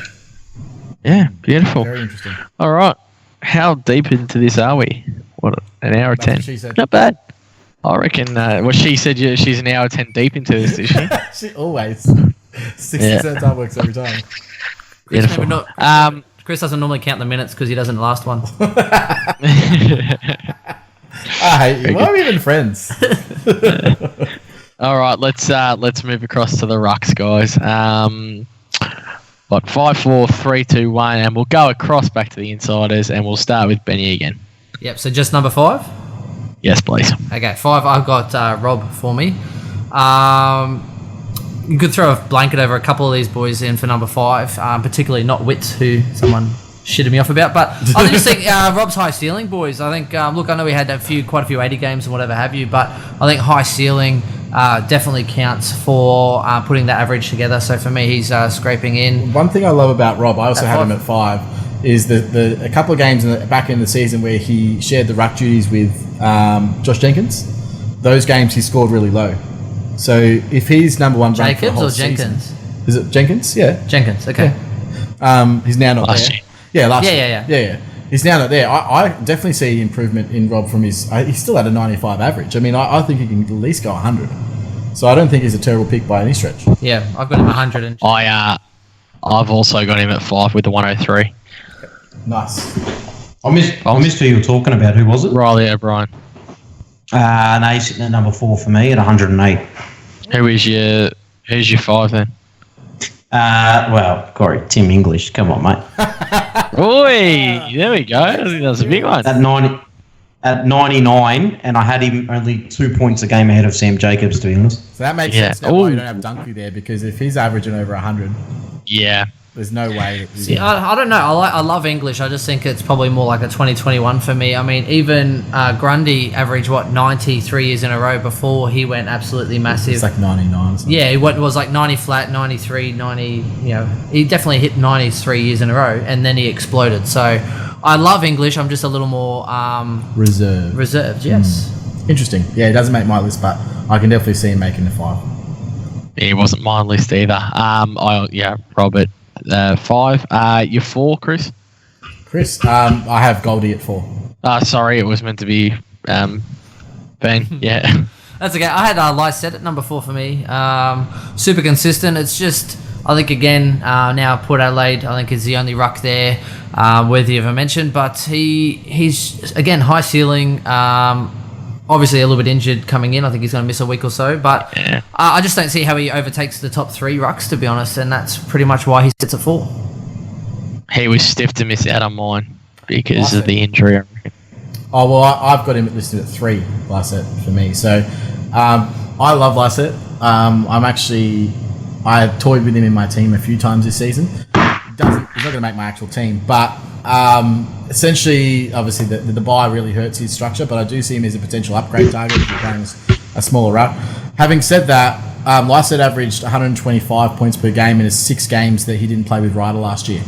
So I do think that he's going to be bridging that gap from 101 that he averaged last year, I believe. I think that he's probably that 110 to 115 barrier, potentially more, but I think Laddams there will, at some stages, he'll share ruck duties with Laddams, but I don't see Laddams playing every game. I don't even know if Laddams is necessarily best 22, but he will impact Lysette's scoring at some point for sure. Yeah, so I didn't have Lysette on there. Bombs. Yeah, Lysette not in mine either. Yep, so my number 4 was Marsh. Marshall. I just wrote Marsh because I'm lazy there. Marsh series. Could call him JLT. Yeah, there you go. Good one. Fucking every week. Well, he kept saying JLT. Terrible joke. Instead of saying Marsh series, they kept talking about the JLT series. Yeah, sorry. Good one. Go on. 111. I have Royal Marshall at 4. I just can't see it with Ryder there. But, I mean, having said that, Ryder, how many games is Ryder going to play? I just think Royal Marshall is just going to ruck so much. I like him around the ground. Grundy. He was actually muscling Grundy. Good ruckman. Yeah. He looks strong, like stronger than what he was too. Can you see it? Is there an argument to be made to actually start him? I don't think so. Just because you got Gawn and Grundy, it wouldn't surprise me in the next couple of years if he was like up pushing the number 1 ruck spot though. Not only that, the benefit though is if you do start, say, a Jacobs or a Naismith, if you're going to go balls out, at least you do have a sample size. We have a sample size, but you could then bring in Marshall or you could bring in Lysette to play all 3 bye rounds and give you value if you weren't going to go up to a Gawn as your R2. I think the gap between Gawn, Grundy, and the rest is just way too much. Yeah, so it was almost 20 points last year. Okay, so even if you say Gawn goes 120 and you think, say, one of those Lysette goes 110, right? If you bring him in for those bye rounds, then essentially make up a small. It's like 50 points maybe, but it depends on your players on field. Depends how many you have on field. And yes. Overall, again, we're playing for overall, whereas they're playing for. Yeah, exactly, for leagues. Yeah, fair call. Yeah, you give me Gawn and Grundy besides those bye weeks, like I'm winning, and I go into the byes every year just wanting to win two out of 3. So, true. Yeah. So you guys know Rowan Marshall? No, he doesn't make mine. No. Number 6 for me. So too many question marks at this stage. No, not for me either, Corey. All right. So your 4. Who was your 4? Rob at 108. That's right. Yep. You boys 4? Toddy Goldstein. So he had Goldstein, I had Lysette. So 3 for me is Goldstein. Yeah, Goldie was 3 for me too. It'll be interesting to see him playing with someone like a Cherry, if that's actually going to hold up during the season, and if they're going to go. Nah, I don't think it will. No, I think Goldie's amazing. Cherry's straight out when Ben Brown comes back. Yeah, Ben Brown's back. Bonds, did you have Goldie at 3? Yep, at 111. So we all had Goldie at 3, except you had Lysette, you had Goldie at 4, and then, all right, so Gawn, Grundy. Has anyone not got Grundy 1 and Gawn at 2? Yep, I've got it the other way around. I thought you would. Grundy 1, Gawn 2 for me.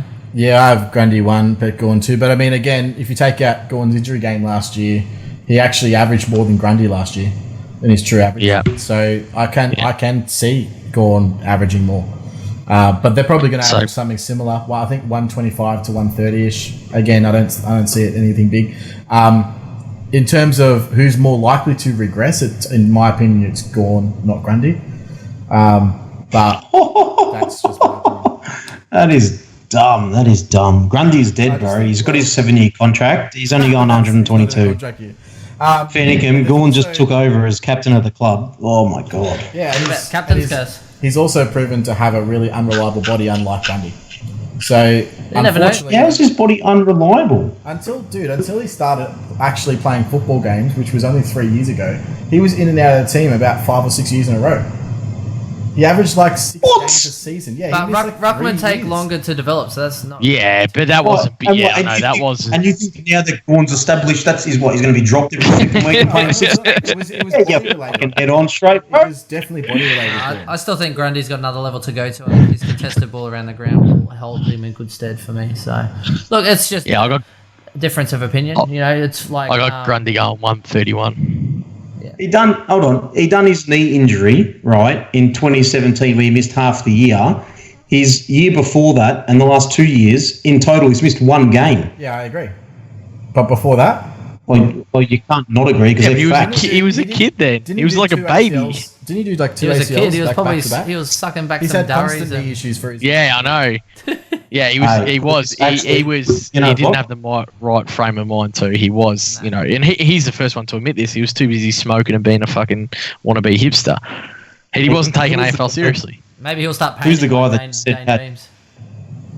Who's the guy that just said he had back-to-back ACLs? Who was it? Chris. Yeah, Chris. Hey, no, actually, thanks for that because I'm going to absolutely fucking destroy Brett now because what did Gawn do after his back-to-back ACLs? Absolutely fucking dominated. Well, say it's somewhat relevant. That's right. We'll just quote but Chris from fucking SuperCoach said no, but Chris, he did. Chris he had big injuries over the 2 years before he started going big. Chris is literally googling Max Gawn injury. Injury history, actually. I'll bring it up for you so you know. What this means, good news for Doherty. Doherty might go 128 now, Corey, because he might just do a Gawn and just average beast off double ACL. A bit of news here. I heard who was I listening to the other day on the radio? The real hipster approach around the AFL at the moment. A lot of I think it was Max Gawn talking, a lot of the hipster players smoking their own meat. Like, yeah, of course. They've only just gotten. Aside from that, what she said, what the hell are you talking about? It's like making your own beef jerky kind of thing. Or something. Yeah, not their own meat. Okay. Not doing a Prince and removing some ribs, Chris. That's the other smoking. Oh, Jesus. This took a left turn to Albuquerque. Anyway. All right. Forwards? Yes, shall we? Hold on. Gawn's going 130, just in case you're interested at why I had him number one. Hey, that's cool. We weren't, but thanks anyway. Not too bad. What's Grundy going? 122. That's a big drop off.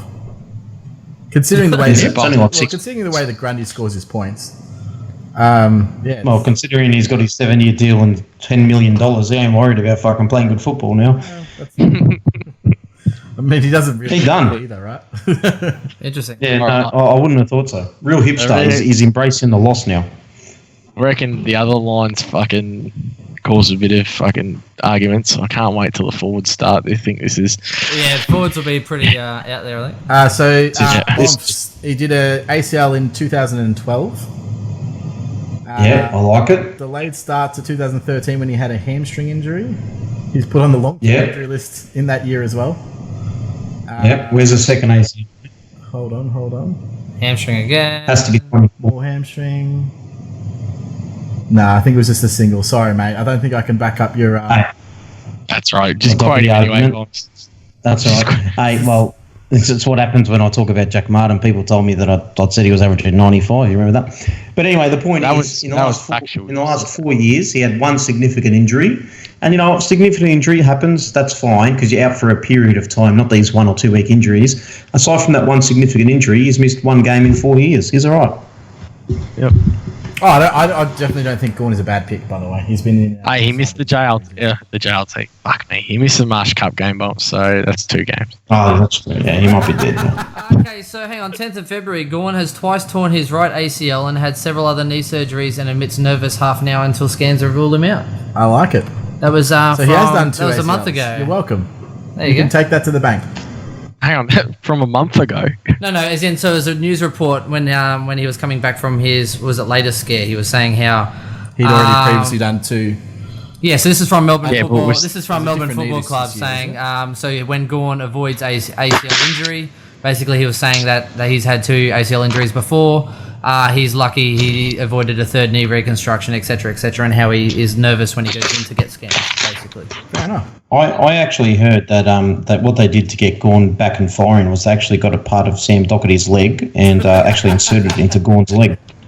And so he might even and that's why might even go another level now. And you know what? The timelines they work. They match up. So does that mean that you think Gawn's something going to average you 107 then, or 110, or what did you have Doherty? 114. There you go. Nah, I had Doherty at 114. But what I'm saying is now that he's got a bit of Doherty's leg, Gordon's kicking efficiency is going to go up, and you might even go 137 now. Yeah, that ball drop's still too high for me. I wish teams would it doesn't matter wherever Gawn is though. It's like on the weekend it was ridiculous. Like he's just stationed up 50 meters from the play and just keep kicking straight to where he is. It's like Intercept all he mark, does. Intercept mark. Okay. It's half his points. We're debating the two most set positions on the team. Yeah, I know. we've spent more time. Hey, but in all seriousness, are you seriousness? Good word. Are you both going in with Gawn and Grundy set and forget? No, but I'm again for overall points. It doesn't work for me at this stage. I have both of them in, but it's really hard at the moment with all these expensive If rookies. there were better rookies, I would 100% forget any day of the My week. problem is that if I have Whitfield and, say, Dusty Martin in my side, then all of a sudden, there's lots of value in the forward line, but all these rookies are quite expensive. There's no cheap rookies to go guns, and rookies approach so much. So anyway, that's another story. I just think they offer too much. I haven't even told you this yet, Corey. If they were midfielders or they were forwards, like you'd 100% lock them in. It's just fucking. Yeah. I haven't even told you this yet, Corey, but Gawn and Grundy, are a lock for me, but my ruck 3 is currently Sam Naismith. I like it. Oh, wow. How the fuck did you do that? Well, we might talk, might have a sesh off here, mate, but Naismith in at ruck 3. What happens in these sessions? The only thing that I don't like about him being ruck 3 is the fact he shares the same bye as Gawn and Grundy, because I really would have liked him to carry him right through to the bye to cover for Gawn Grundy, then piss him off at 450, 500.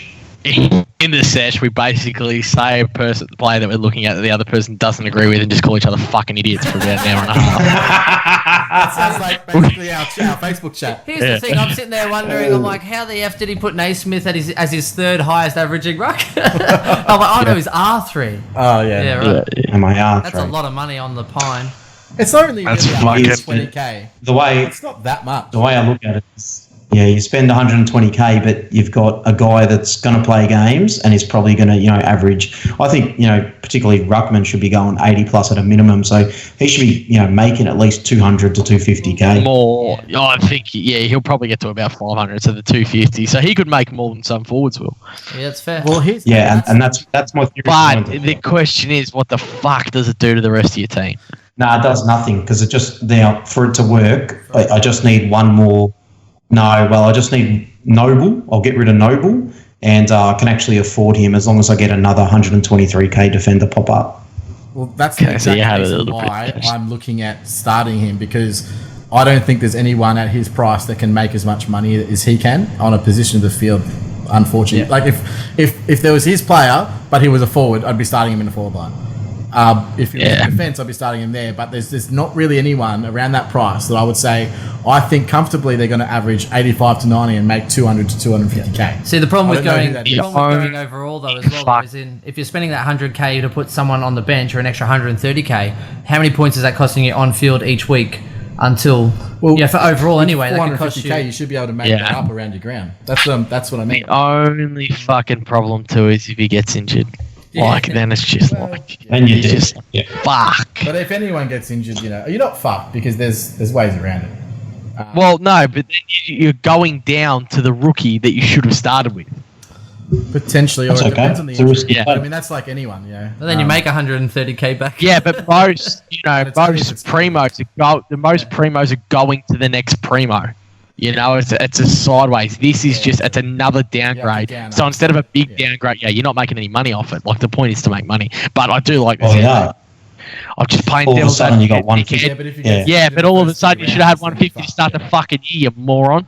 Anyway. That's all right. That's all right. You know what? We're going to call this podcast the tangent. No, because we just. No wonder we've left forwards last because we're so civil. Forwards will be this definitely needs to be off. This definitely needs to be off. He was very aggressive towards me about Mitchell, how he's starting him. And so, look, I'll just let him come around to Naismith as well. All right, let's go. We'll start. We'll keep order because I don't want fucking Chris crying now. Ben, your F10. It's a tough one, boys. Honourable mention to about 20 people. I actually got Gresham at 10 for me, boys. I think he brings a different dynamic into that midfield. The sample size says that he's playing a lot through there. I think that he could piece together some sort of consistency. Again, I'm not looking. I think he's probably around that sort of 93 sort of mark. I think there'll be a lot between that 90 to in 3 marks. So for me, Gresham at 93. Not loving it, but for me, I think he's terrible. scrapes in. I don't have him, but I think he scrapes terrible. In. No, well, I don't have him either, but I did have a look at him. Bomps, you got Gresh? I've got Gresham at 92 average at number 10 as well. Yeah. Oh, there you go. You guys should definitely start a podcast. Hey, Chris? Okay, so honourable mention. There's 2 here. Oh, don't even worry about your honourable mention because there's fucking lot. There's going to be a lot. I know. All right, well, I'll just go Chad Wingard then at 10. Again, I think he's probably averaging that low 90s, somewhere between 93 and 95. He has averaged obviously over 100 before playing in midfield. So if his role is going to be continued, my issue with Wingard is not. I think he will start midfield. It's obviously classic Clarko changing the magnets at some point because he can play forward. So if they get an injury forward, it's Wingard forward, isn't it? This has to be. So I think so. I like if he plays a full season in the midfield, I think he can definitely average top 10 numbers. Yeah, I'm with you. He was pretty much just out for me. He's been high on my list all preseason, and his role was amazing. But then, I don't know, you kind of watch him and he didn't pass the eye test, so... Yeah, no, it's fucking shit out of him. Yeah, Gresham slid in for me, so... Fair enough. I didn't have Wingard. Bumps. No, he was, I had him at the same average as Gresham, but I didn't think anyone would have Gresham, to be honest. That's why I ran with Gresham at 10. You got to think with Wingard too. I think Silk's still got to come back in that team as well, and I think him and Wingard will kind of rotate between forward and midfield. Jeez. No, Silk dead, bro. Yeah, he's fucking good, man. He's a really good what? player. Silk I used can't to be... believe the level he's playing for the age he's at. He used to be Silky. Now he's just Silky slow. He's not that slow. He's fucking class. It'll be like 50-50. Wingard didn't do enough for me to fucking like the eye test there. I didn't have him in mind. I had Brayshaw at 10. I think he's going to get up to 89. I think that's enough to cut the top 10 here. I really like the look of the kid, and I think he'll. For top 10, really? Do you want to tell me what the top 10 from this year would have averaged last year? Yeah, but I think that this year there has been about 5 or 6 players that have proven midfield opportunities that their averages should spike. So I don't see it in that all pre-season though. All pre-season over the top as well. So 89. I've got Brayshaw averaging. Fair enough. Yeah, I do like. Anyone have him in? I think he might average slightly less than that. I think he's probably an 85. The only reason is passes the eye test massively. His disposal efficiency by foot is terrible. It's really, really bad. Not just really bad. He handball a lot more. I think he'll make up in tackling though. And he got a lot of possessions in the marsh, which is why obviously it sort of masked that. But he needs to definitely handball instead of kick because his kicking is absolutely shocking. Brayshaw, what do you expect? Yeah. None of them can fuck. No, I like the pick. I just don't have him. So. I got Brayshaw sitting at 8th position at 93 average. Yep. All right. I'll move on to Ben's 9. 9, I have Jeremy Cameron from GWS. I hate key forwards, and he'll be frustrating as hell, so I won't put him in my side. But he has some really strong games with a big ceiling. I see GWS winning a lot of games. I actually see them probably finishing top of the ladder before the finals this year for me. So for me, I've got him about 93. Yeah, but I think he will get a lot of points, a lot of junk time points, and I think he'll get about 93 again. Yeah, but he'll probably knee someone in the jaw and fucking sit in the corner scared again for one of those games for a nice 20. It takes packs to a new level, that guy. Yeah, anyone got Jeremy Cameron? Nah. It was a no for me. No. Bumps? Nah. Chris, who was your 9? Jack Stephen came in at number 9. I think he might hit the 95 mark, maybe slightly more, but again, Artest was awesome on Monday night. Yeah, Monday. However, I was sort of like a little bit miffed. Were they just passing it to him because he's, want to get him into the play? Yeah, dude. They did say that on the commentary. Yeah. I think Jonathan Brown said, of course, they're going to give him the ball early because they've got to make him feel comfortable. But yeah, he was obviously looked fit. He was hitting a lot of marks in the league, which I love, especially from a midfield player. His use was pretty good. I like what I see. I think that he's possibly the best of that sort of low price, mid price selections. But really liked his role, and I do think that he's got opportunities there to be top 10. We spoke about it on pod the other night. How was the fucking stiff arm through the midfield? Yeah, That was incredible. good on him. Just like, I don't know if we went to tackle him, but it was just like, get the fuck out of my way. I just love when he runs as well. His hair is like bobbing along, but his head doesn't move. Fat little legs are just fucking going at 100 miles an hour. It's so good. It's great. Good on him. Good on Stephen. I also had Jack Stephen at 9. Yeah, I like it. Ben? You're both idiots. I don't have him. Got him, or you don't have him? No, I don't have him in my team. I got him at number 4. Yeah. He's at number 4, Corey. Yep. Averaging? 98. That's not too bad. It's only 3 points off where I was, looking at him for. So I'm highly considering starting him in standard, and I think he's got a lot of off me. I think 90. That's right. Starting. starting. When I go on down to Naismith, then I'll be able to afford him. That's what I did. Well, there you go. I am absolutely all in now on Jack Stephen. Yeah. Who was your 9? Who was My your 9th position was Segler at 92. I don't hate it. He's in my. He was actually just outside. There's 2 players that I'd love to put there, but I actually think it's probably a little bit closer to 90, and I don't think that's necessarily going to make it this year. But I've got Segler at 6 with 95. I love it. I've got Segler at You're just making 7. me happy, 'cause I also have Segler. Based on, if he is the number 1 ruck, I think he'll average you 95, and if he's not the number 1 ruck, then he probably won't be on the side. So. And he has stood up well against the players he's played against. Oh, in the first Marsh, he was the number 1 ruckman against Marshall. And I thought he rucked really well against Gorn. I thought it was good too. Yeah, and what I've actually really liked is that his getting around the ground seems to have improved as well. He's linking chains, he's taking grabs, he's getting hard ball gets from a contest. Like I think he's playing really well. So definitely underrated pick. I really like him. For those who are, I love the idea of Nick Nat as your ruckman and Segler up forward, just in case something does go wrong. You got so much more options. See, I like Naismith at R2 with Segler up forward. Yeah, I don't mind that either. Well, that way, if he butchers it, then you can always then just throw Naismith in to kind of fill that gap initially. It's very risky, of course. The other approach is Segler doesn't quite make it, and you use Segler to upgrade to Gorn, and then you put Naismith onto another forward premium at that lesser price. Yeah. A lot of food for thought. Fuck, was that everyone's 8? I can't remember. Yeah, that was everyone's 8, yeah. No, I had Segler at 7, 9. but for my number 8, I had Tommy Lynch from Richmond. Oh, sorry, I meant everyone's 9. Oh, 9, yeah, I'm sorry. fucking lost. Yeah, so 8, Tommy Lynch. Yeah, for me, I just think he built really well throughout last year. He's had a pre-season.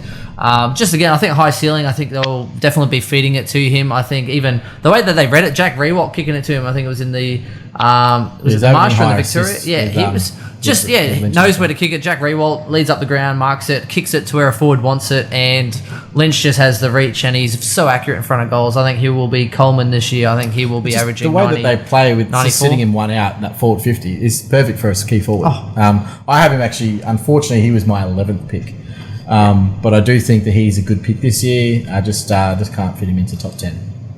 You want to talk about the one cheeky one that I like in drafts late, just what I'm talking about, the Jack Rewalt. You're talking about Jack Rewalt. I love Jack Rewalt. I was a last round pick in drafts. I know we're doing a draft together now, but almost every draft I've played in, all good, I've picked him up real late, and it's just been like, he kind of sits there with a whole bunch of other crap. I just think Jack Rewalt will score some, probably go to around 75 to 80 just off cheap points of delivering the ball inside 50 to Tommy Lynch. And Hey, speaking of that draft, Corey, it's your pick.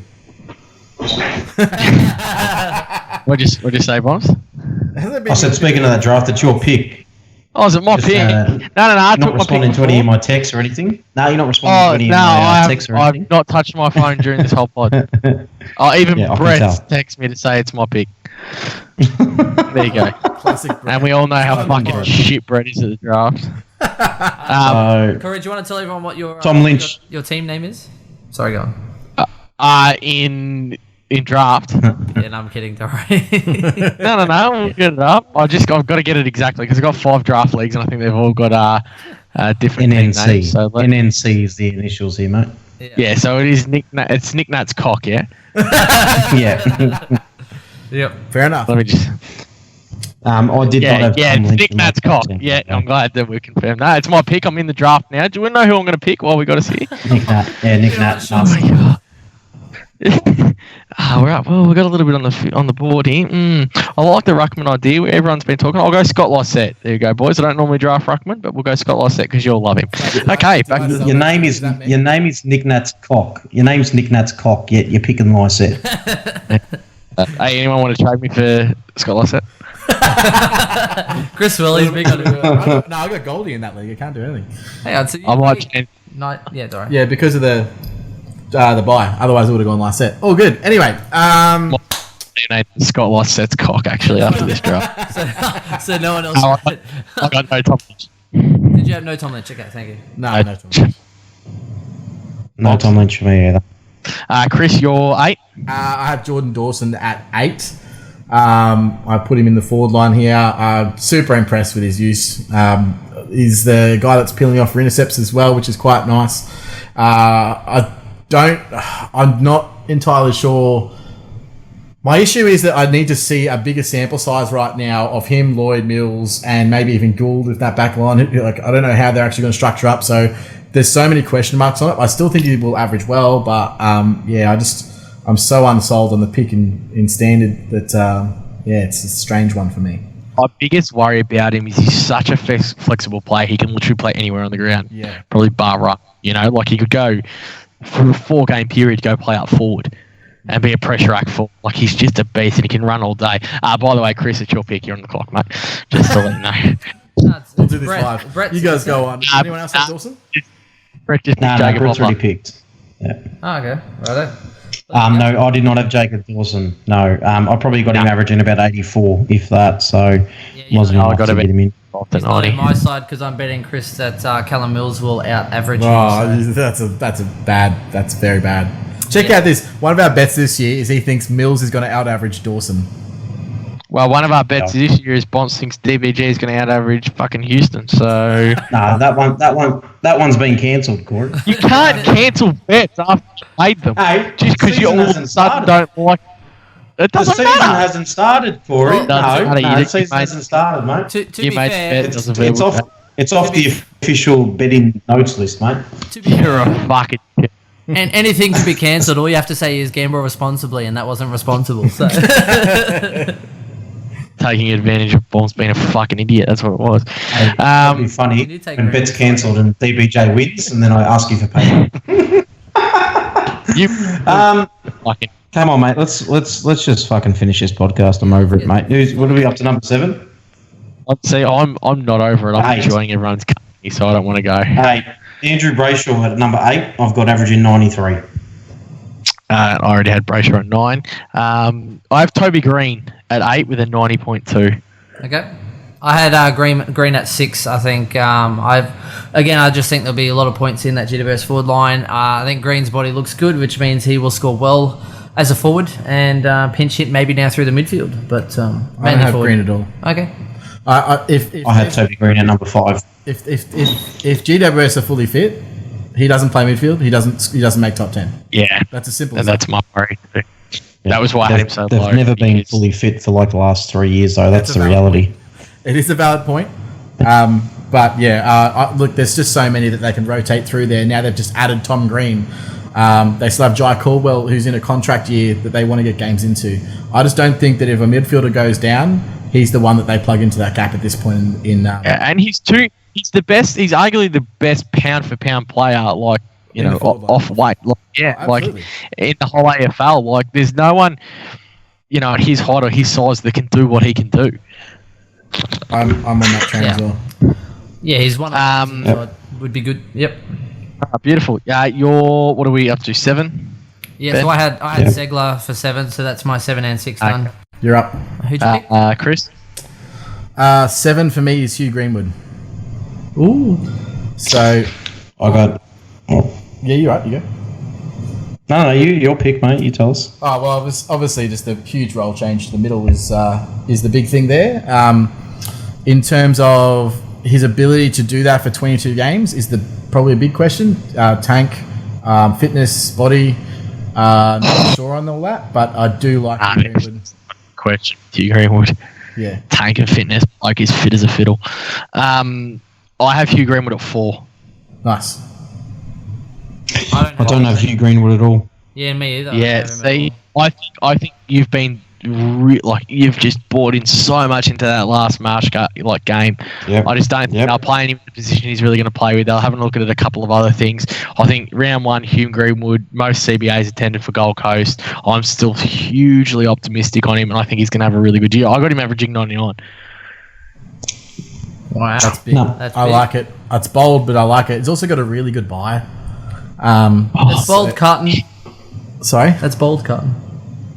See if it pays off. Oh, yeah. No, I like Dodgeball, Greenwood. you I had him in my side, in my stand side for quite a lot of the preseason. He's just only not there right now because I can't afford him.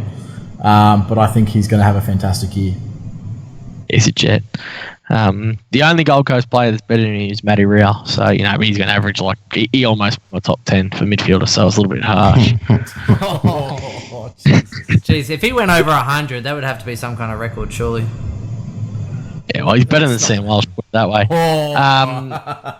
Shots fired. Chris, your... that was my Oh, that was yours? Yeah, Bombs? 7? At 7, I got Michael Walters at 94. Wow. I don't have Walters this year, boys. I just... Whoa! Yeah. I don't have Walters either. There you go. Oh. I think playing forward more, I think his points will drop this Same. year. And, Same. Yeah, he'll still be good. I think he'll still be a low 90 player, but for me, he's kind of around that 92 sort of average mark. I think he drops about 8 points. Okay. Or less midfield, I think he'll be impact. Dropping slightly, but Jesus, I'm not that much. Yeah, well, I think they are going to have a lot more players run through the midfield to see what they got. And I think Walters is going to spend a lot more time forward. But, I'm happy to be wrong, and like that. I'm confident. Sure. Don't hate it. But yeah, I've put him out. I do have Walters in my team. I have him at 4, actually, so a little bit higher. But yeah, okay, fair enough. Yeah, well, I've had a chance of picking Walters in a couple of drafts, and I've gone Heaney instead of Walters. Yeah, That's dumb. same. That's just dumb. It's straight personal up dumb. opinion. He's not. And Yeah, he is. Bombs, you look what happened last time I was in Div 1 and Michael Walters was around, mate. So yeah, we had to just leave him out. It's on me. I got Jordan De Goey here. I think he's going to have a lot more midfield minutes. I think he's going to average 92, and I think that'll be enough to get him into the top 10. I think that he will spend a little bit more time on ball this year. He won't become a full-time midfielder. He'll still kick goals, and he is super dynamic, and he looks fucking fit as. I reckon he probably, out of everyone in the AFL, is probably the closest to Brett for Saturday night routes as well, Jordan De Goey. So I'm expecting a fucking big year from him. That's fair. I don't have anyone else in my 10, boys. So I am big on De Goey though as well. But yeah, just again, there's so many options. Yeah.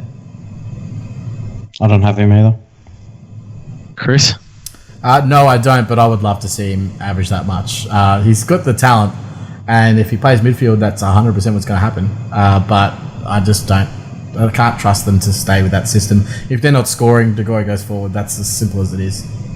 Brad just sent me a text. He's got De Goey at 1, just in case you were all wondering. Beautiful, because no wonder he's dirty. I picked him up in draft then. Yeah, he'd be fucking filthy. Bombs, did you already do your 7? I can't even remember what the fuck's going on. Yeah, I kicked us off there, Walters, I think. Yep. All right, beautiful. That's right, Shitty Walters. 6 for Ben. So 6 I had Toby Green, so I'm out for this one, boys. Yep. Ben.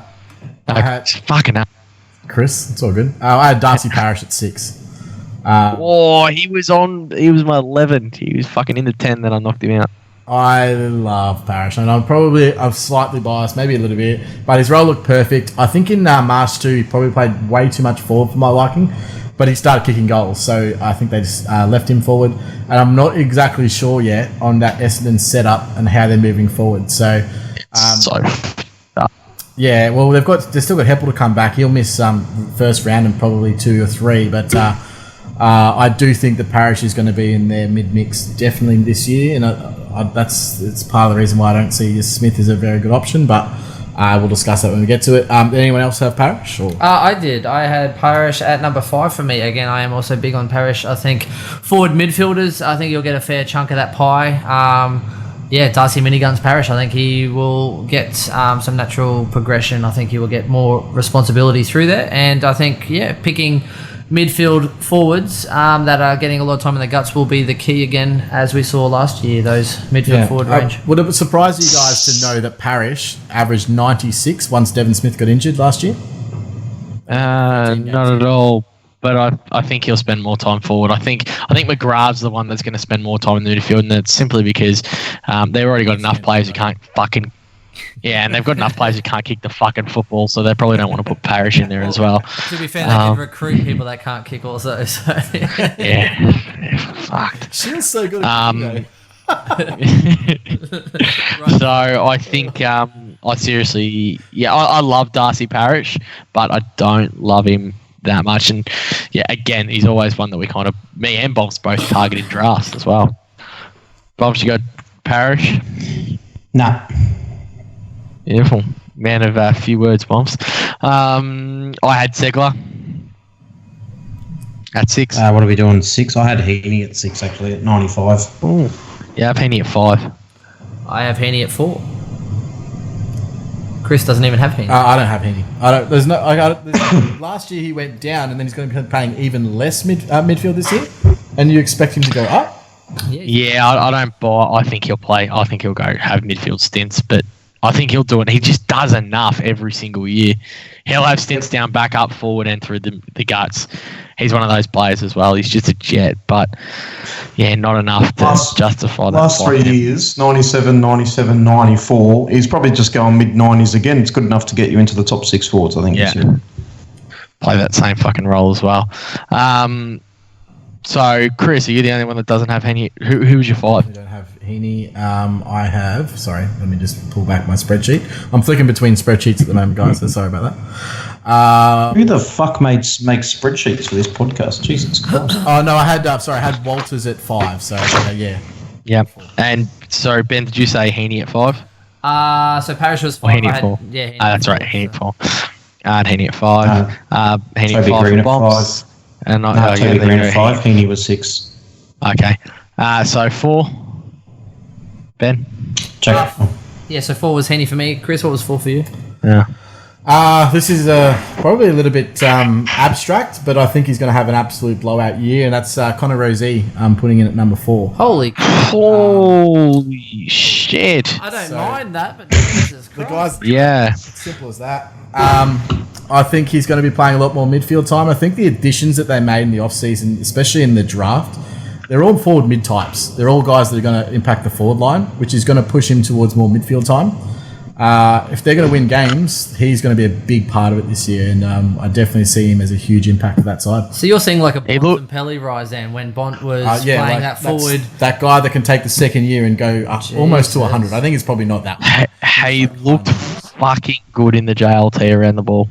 He got 108 from 59% game time or something. Yeah, it's like and that was when he lined up on the wing. Yeah, they had him on one wing, Dersmer on the other. I love. Good thing I don't take much weight onto JLT. I think, geez, boys, that's Marsh. Fucking hell. That's worse than Darcy Burn-Jones. That one. He proved last year that when he gets runs through the midfield, he can absolutely dominate and tear it up. I love it. It's not like we haven't seen it. If it was the first time we saw it, I'd be like, yeah, fair enough. But it's not. It's always got to do is hit that consistency, and he'll be. That's fine. Yeah. I think Bomps is a bit deflated here, boys. Are you still there, Bomps? Yeah, no, I'm somewhere here, mate. Yeah. Did you like the pick, or you're done with it, mate? I like it because the only reason I do like it is because he was my first pick in draft this year because I was very paranoid about him just escaping because, in the keeper league we got and whatnot. So I'm optimistic about him, but I haven't got the balls to put it on the line to say he's going to end up in the top 6 forwards. Yeah. I only got the balls to say he's going to go here, to be honest. Yeah. Definitely not on my list. No. My 4 was Greenwood. Bomb shuffle. Jack Stephen. So I had him at 98. All right, beautiful. Ben, do you just want to go through your 3, 2, 1? Okay, number 3, and I gave this guy so much shit last year, the trap man himself. I've gone Petrarca, boys, number 3. Oh. Yeah. Number 2 is Dusty, and number 1 is Whitfield. And the reason, boys, is that, do you know what I mean? What the fuck? Getting that free range in the midfield. So I see a 100 average for Petrarca, and it's because of his role. Yes, he looked a little bit slow in the last one, but again, he had the most centre bounces as well with Oliver. So Viney's in there. They need that explosiveness through that midfield. He'll then push forward. This is a role he hasn't had yet, and he has been disappointing, and I've called him a trap every other year. But looking at his role, I saw enough from that first game that he played that he does have his body right. So I'm lining him up. He is in my side, and I'm taking that risk, mate. Same as I did with... You want to know? Yeah. Sorry. Same as you did with who? Oh, Dunkley. He was my risk pick last year. So for me, I'm picking. Yeah, see, I think there was enough data on Dunkley that it wasn't a risk pick. Fucking Petrarca, dead set.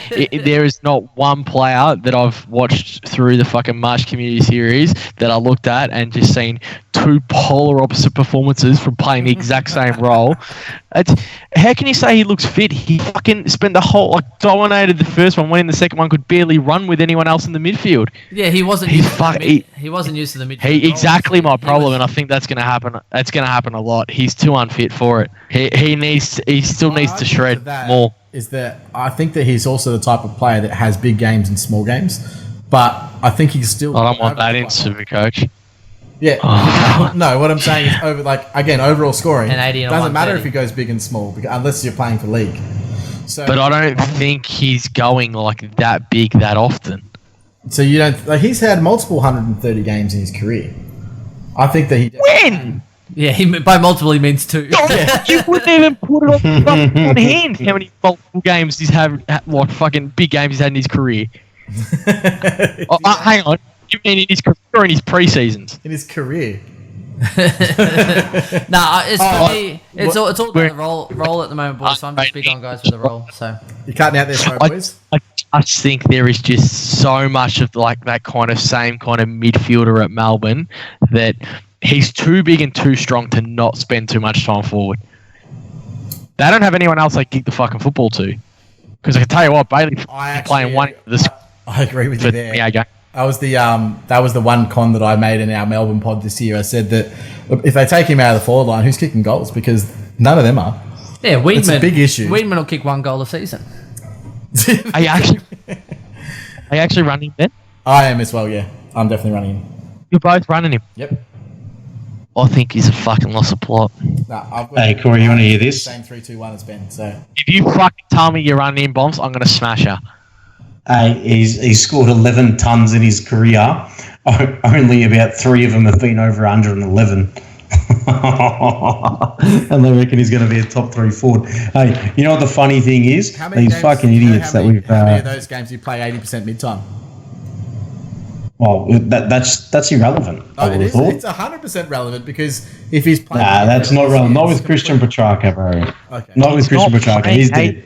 Anyway, I'll tell you now. If you want to win the overall, which is what you say your target is, don't start him. And how many fucking percent of dickheads out there got him at the moment?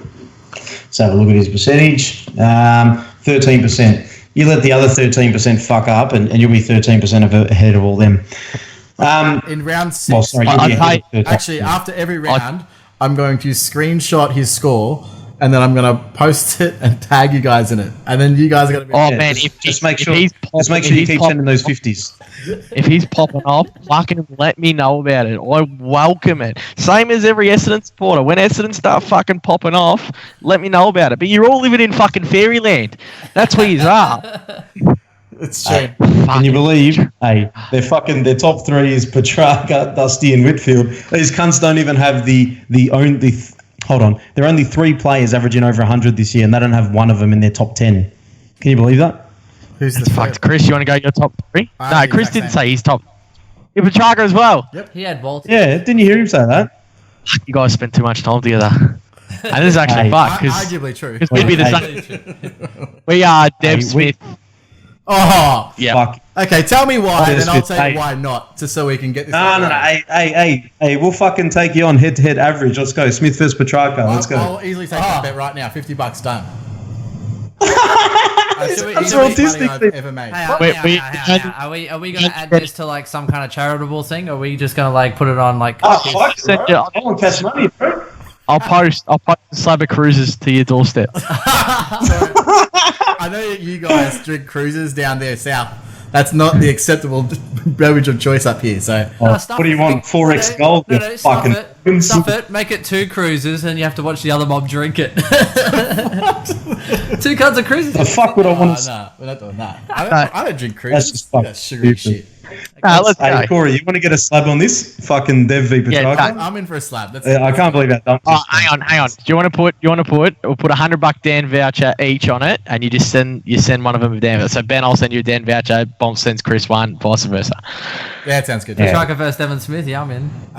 Now, what are the No, you terms? happy with So $100 how bomb? many- Bombs isn't. He's like, he'll get rid of this before the season So starts. how many games they need to play? Oh, min 16, I would have thought. Otherwise, the bet's what, null and void. Yeah. Yeah.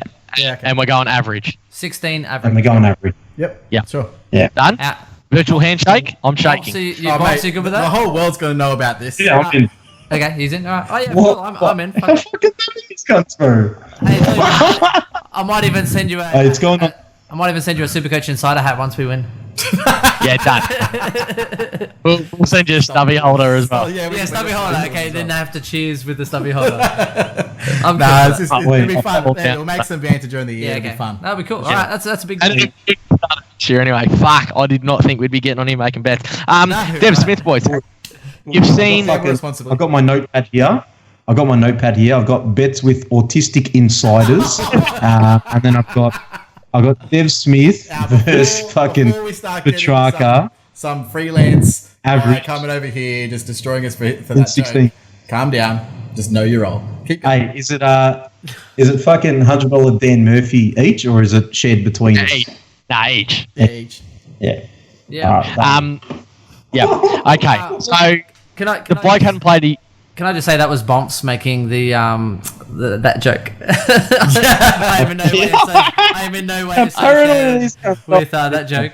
He's a teacher. He's got to be somewhat kosher. Okay. Regarding someone disability, said- yes, I do. Bombs throws that word around every single week. So doesn't mean it. It's Oh no, I know that. It was No, more- we don't care. No, but other okay. people do. It's fun. I was kidding if anyone takes offence. Just let us know. We've had people let us know for things that Bombs has said before. Trust me, it's fucking. Yeah, usually So just what? fucking block as well, don't we, Corey? Anyway, What's it like? Yes. what Okay, the so whip- Devon Smith. Yeah. No, bombs. So, Oh, it'd be What? long. so So, Dev. Bomps, was that Devon, Dusty, then Whitfield? Yeah, I got Dev Smith at 106, Dusty at 108, and Whitfield at 115. 106. So, Where do you pick 106 mine from? Hang on, mine is Smith 100.1, Whitfield 110, Dustin Martin 113. No wonder you boys laughed at me saying Devon Smith was a stepping stone. Jeez. Yeah. Yeah, no shit. Anyway, he's can I- easily top. Can we talk about But Dev Smith? Go. all right, shut the fuck up, Bombs. So, mate, you haven't said a word for about half an hour. All of a sudden, Devon Smith comes up. You fucking. Yeah, these cunts, they don't even have him in the top 10. He's going 106. They're cooked, bro. So with Dev, obviously missed a year of football or 18 months, or fucking 18 months, fucking 8 months of football or whatever it was. Come back in the first JLT. The first half, you didn't really see much. They're putting a lot of those kids through there.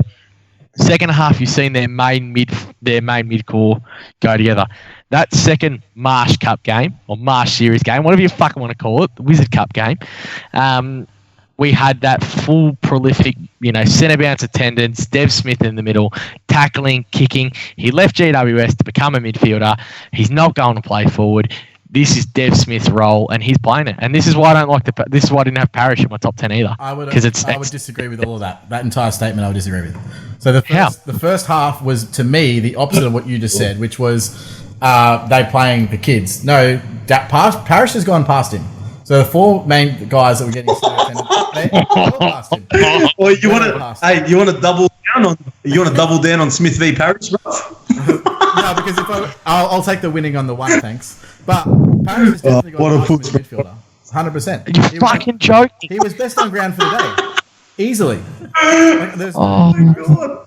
Then God. McGrath, which obviously they want to get time into. Then they've got Shield, who's in there. These are such community series games. So when you get a veteran coming back like Dev, that he's not going out there to be best on ground. He's going out at butchering the football because that's pretty much what he's good No, at. he's a veteran because his knees are shot to shit. Hey, can I ask? Are you starting him? No way. He has been.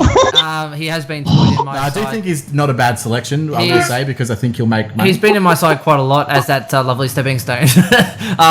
No, but He's not making any money, bro, because he's top 6. That's it. Game over. I think Set and forget, baby. I think that his body issues. I think maybe they would play him slightly more forward and be that pressure goal sneak and really go with him and Tipper as those guys that would just lock in that forward line. Pressure goal sneak. Exactly. He's going straight to the midfield. He's hugging people all day. He's getting a fucking cheap 20 and he's just putting up 100. Well, I think your saviour, boys, will be the fact that I don't think he makes 16 games, the way his body holds up. But, look, I agree to disagree. I do like Devon Smith. It's just I'm not sure whether his body will be able to handle the crunch and the bash of playing full midfield. And that's why I think he goes outside for me. But we'll see. But Even also, neither of them said he was I'm not as negative as Chris, though. Chris rips on him hard. The third quarter of that game is playing on a wing. The fourth quarter, he only started playing midfield when... he had 14 centre bounce attendance in a half. Yeah. Second half. And he had like 3 in the third quarter and the rest of Hey, Corey, he's playing on the wing, bro. He's playing on the wing. Hey, bro, he's playing on the wing, bro. He's playing on the wing with his electric pace. He's on the wing, bro. He was on the wing. Electric pace. Honestly, it's about his electric pacer. Doesn't sound like you actually watched the game. He definitely started up on the wing. This is blown up. Hey, Corey, you have the same 3-2-1, do you, Devon? Was it? Yeah, but I have Dusty and Whitfield switched around. Okay. Ooh, okay. That makes your Devon Smith pick much better. I got Dusty at one. Otherwise, if we all had the same opinion, yeah, that's fair. Wouldn't SuperCoach be the easiest game of all time? We would just all. And Chris loves pushing his opinion on other people. That's kind of what I do. That's what you do. It is the easiest game of all time, bro. That's true. Yeah. Oh my God. You got Dev Smith, top 6 forward sitting at 330k. These guys aren't picking him. Oh. Let's get polls up too. We'll both get the same poll up. So however the fuck we want to word it, let's get it up. It's a no contest. It's actually a no contest. I feel bad. I feel like we should be giving him a call when Dev wins by more than 10 per game. Yes or no? Is that what you want us to put up? I don't know. The poll is Petrarca versus Dev Smith. All right, let's do that. I reckon that'll be a good indication to start with. Start a poll. It's all right. We're doing this. I like it. It'll be a good indication of the semi-challenged community. Let's get their opinion on who's better as well. They've probably been listening to your podcast.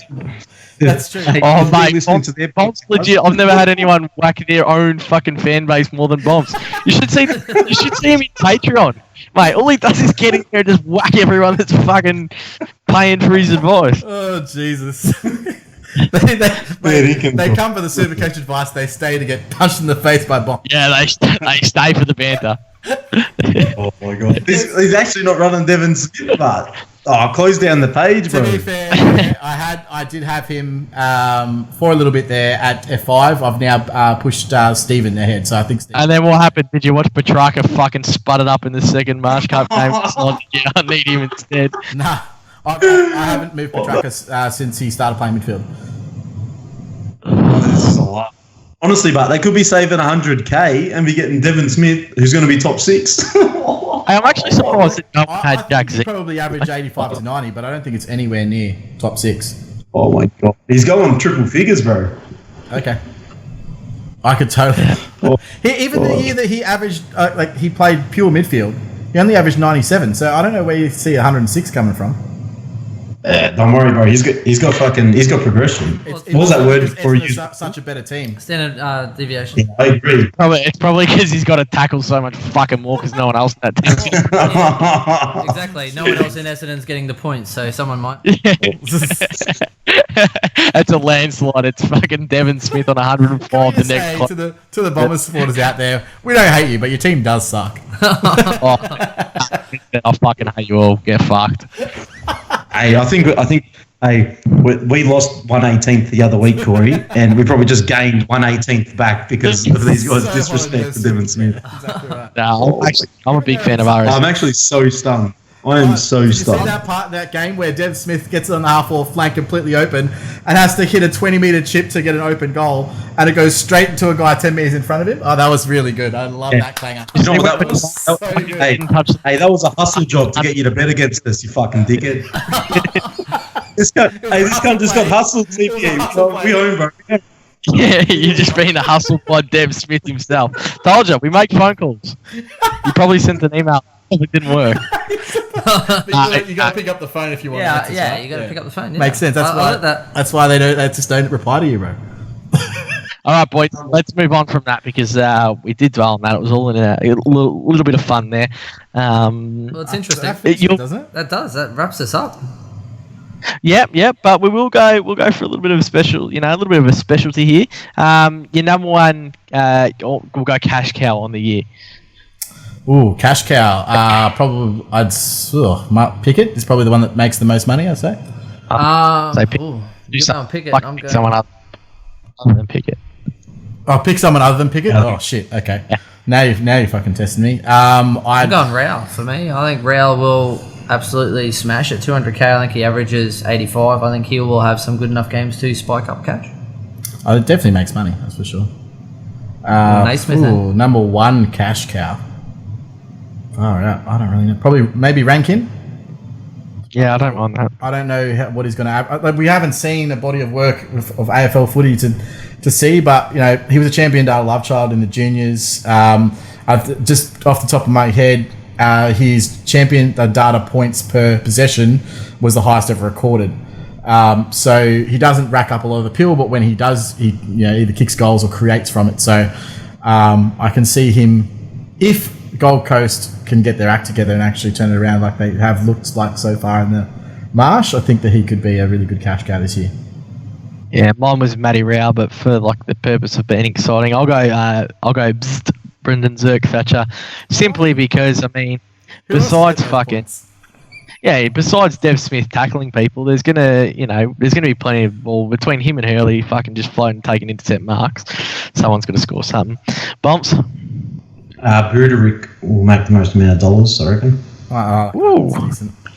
Playing half back, racking up the pill. He's gone for the extra 100k value that he can already select instead of Matty Rao too, so he's fucking cheated there. Yeah, it's not. How bad are the rookies this year, though? Seriously.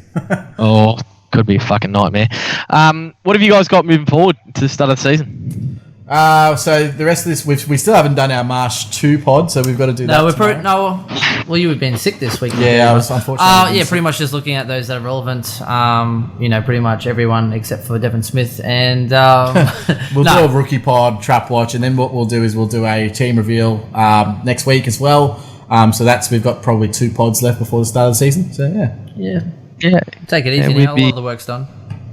Yeah, it would be very similar. We're getting on our Patreon chat every single night and chatting with people in there too. So that's been a fucking shitload of fun too. It's fun finding like-minded people. Hey, it's really they're very passionate. So it makes it easy to sit there and have discussions, and Bolts just fucking shits on everyone for having an opinion. So that's always fun. So I started this poll. More fun for me. Started this poll on Twitter, boys. I just said who fucked up. $200 on the line. Our top 3 versus their top 3. SC Elites say Devon Smith. Out averages Petrarca. So I have Elites are stupid AF, and then I have we are effing nuffies. So we'll see who gets the chocolates. Fuck, half the community's not gonna. What's the current poll, bro? Understand what the fuck that means. Result? Refresh the page, bro. What's the result at the moment? Live action on here. 0 votes. Sorry, guys. Yeah. Talk shit, bro. So we don't have it up there for reach. So yeah, what I'll do is I'll take a screenshot and I'll tweet it to you. How's that sound? Thanks, mate. Boys. Look, we got to wrap it up here. Do you guys have a sign off? No, it's boy. That's about There you go. And look, on behalf of Bombs, myself, Ben, Chris, so the Insider team, where can we find you, boys? Chuck your handle out one more time. Yeah, just on Twitter at Twitter. So that's Twitter, SC_Insider_ on Twitter, Facebook.com/SC Insider, Twitch.tv/SC Insider. And YouTube as well. We've Yes. got you guys. Noticed that you guys are starting to do some nice YouTube. Yeah. So, Oh, boys, Yeah. 11 votes already, and apparently, oh no, people think we're nuffies. 27% to 73%. You're right. Well, look, our money's I'm actually going out. surprised it's still not 100-0, bro. No, always good. And on behalf of Bonds, myself, not Brett, because he's a fucking idiot, and our Patreons at patreon.com/SC Elites. Peace out, community, and thank you for listening. Cheers, guys.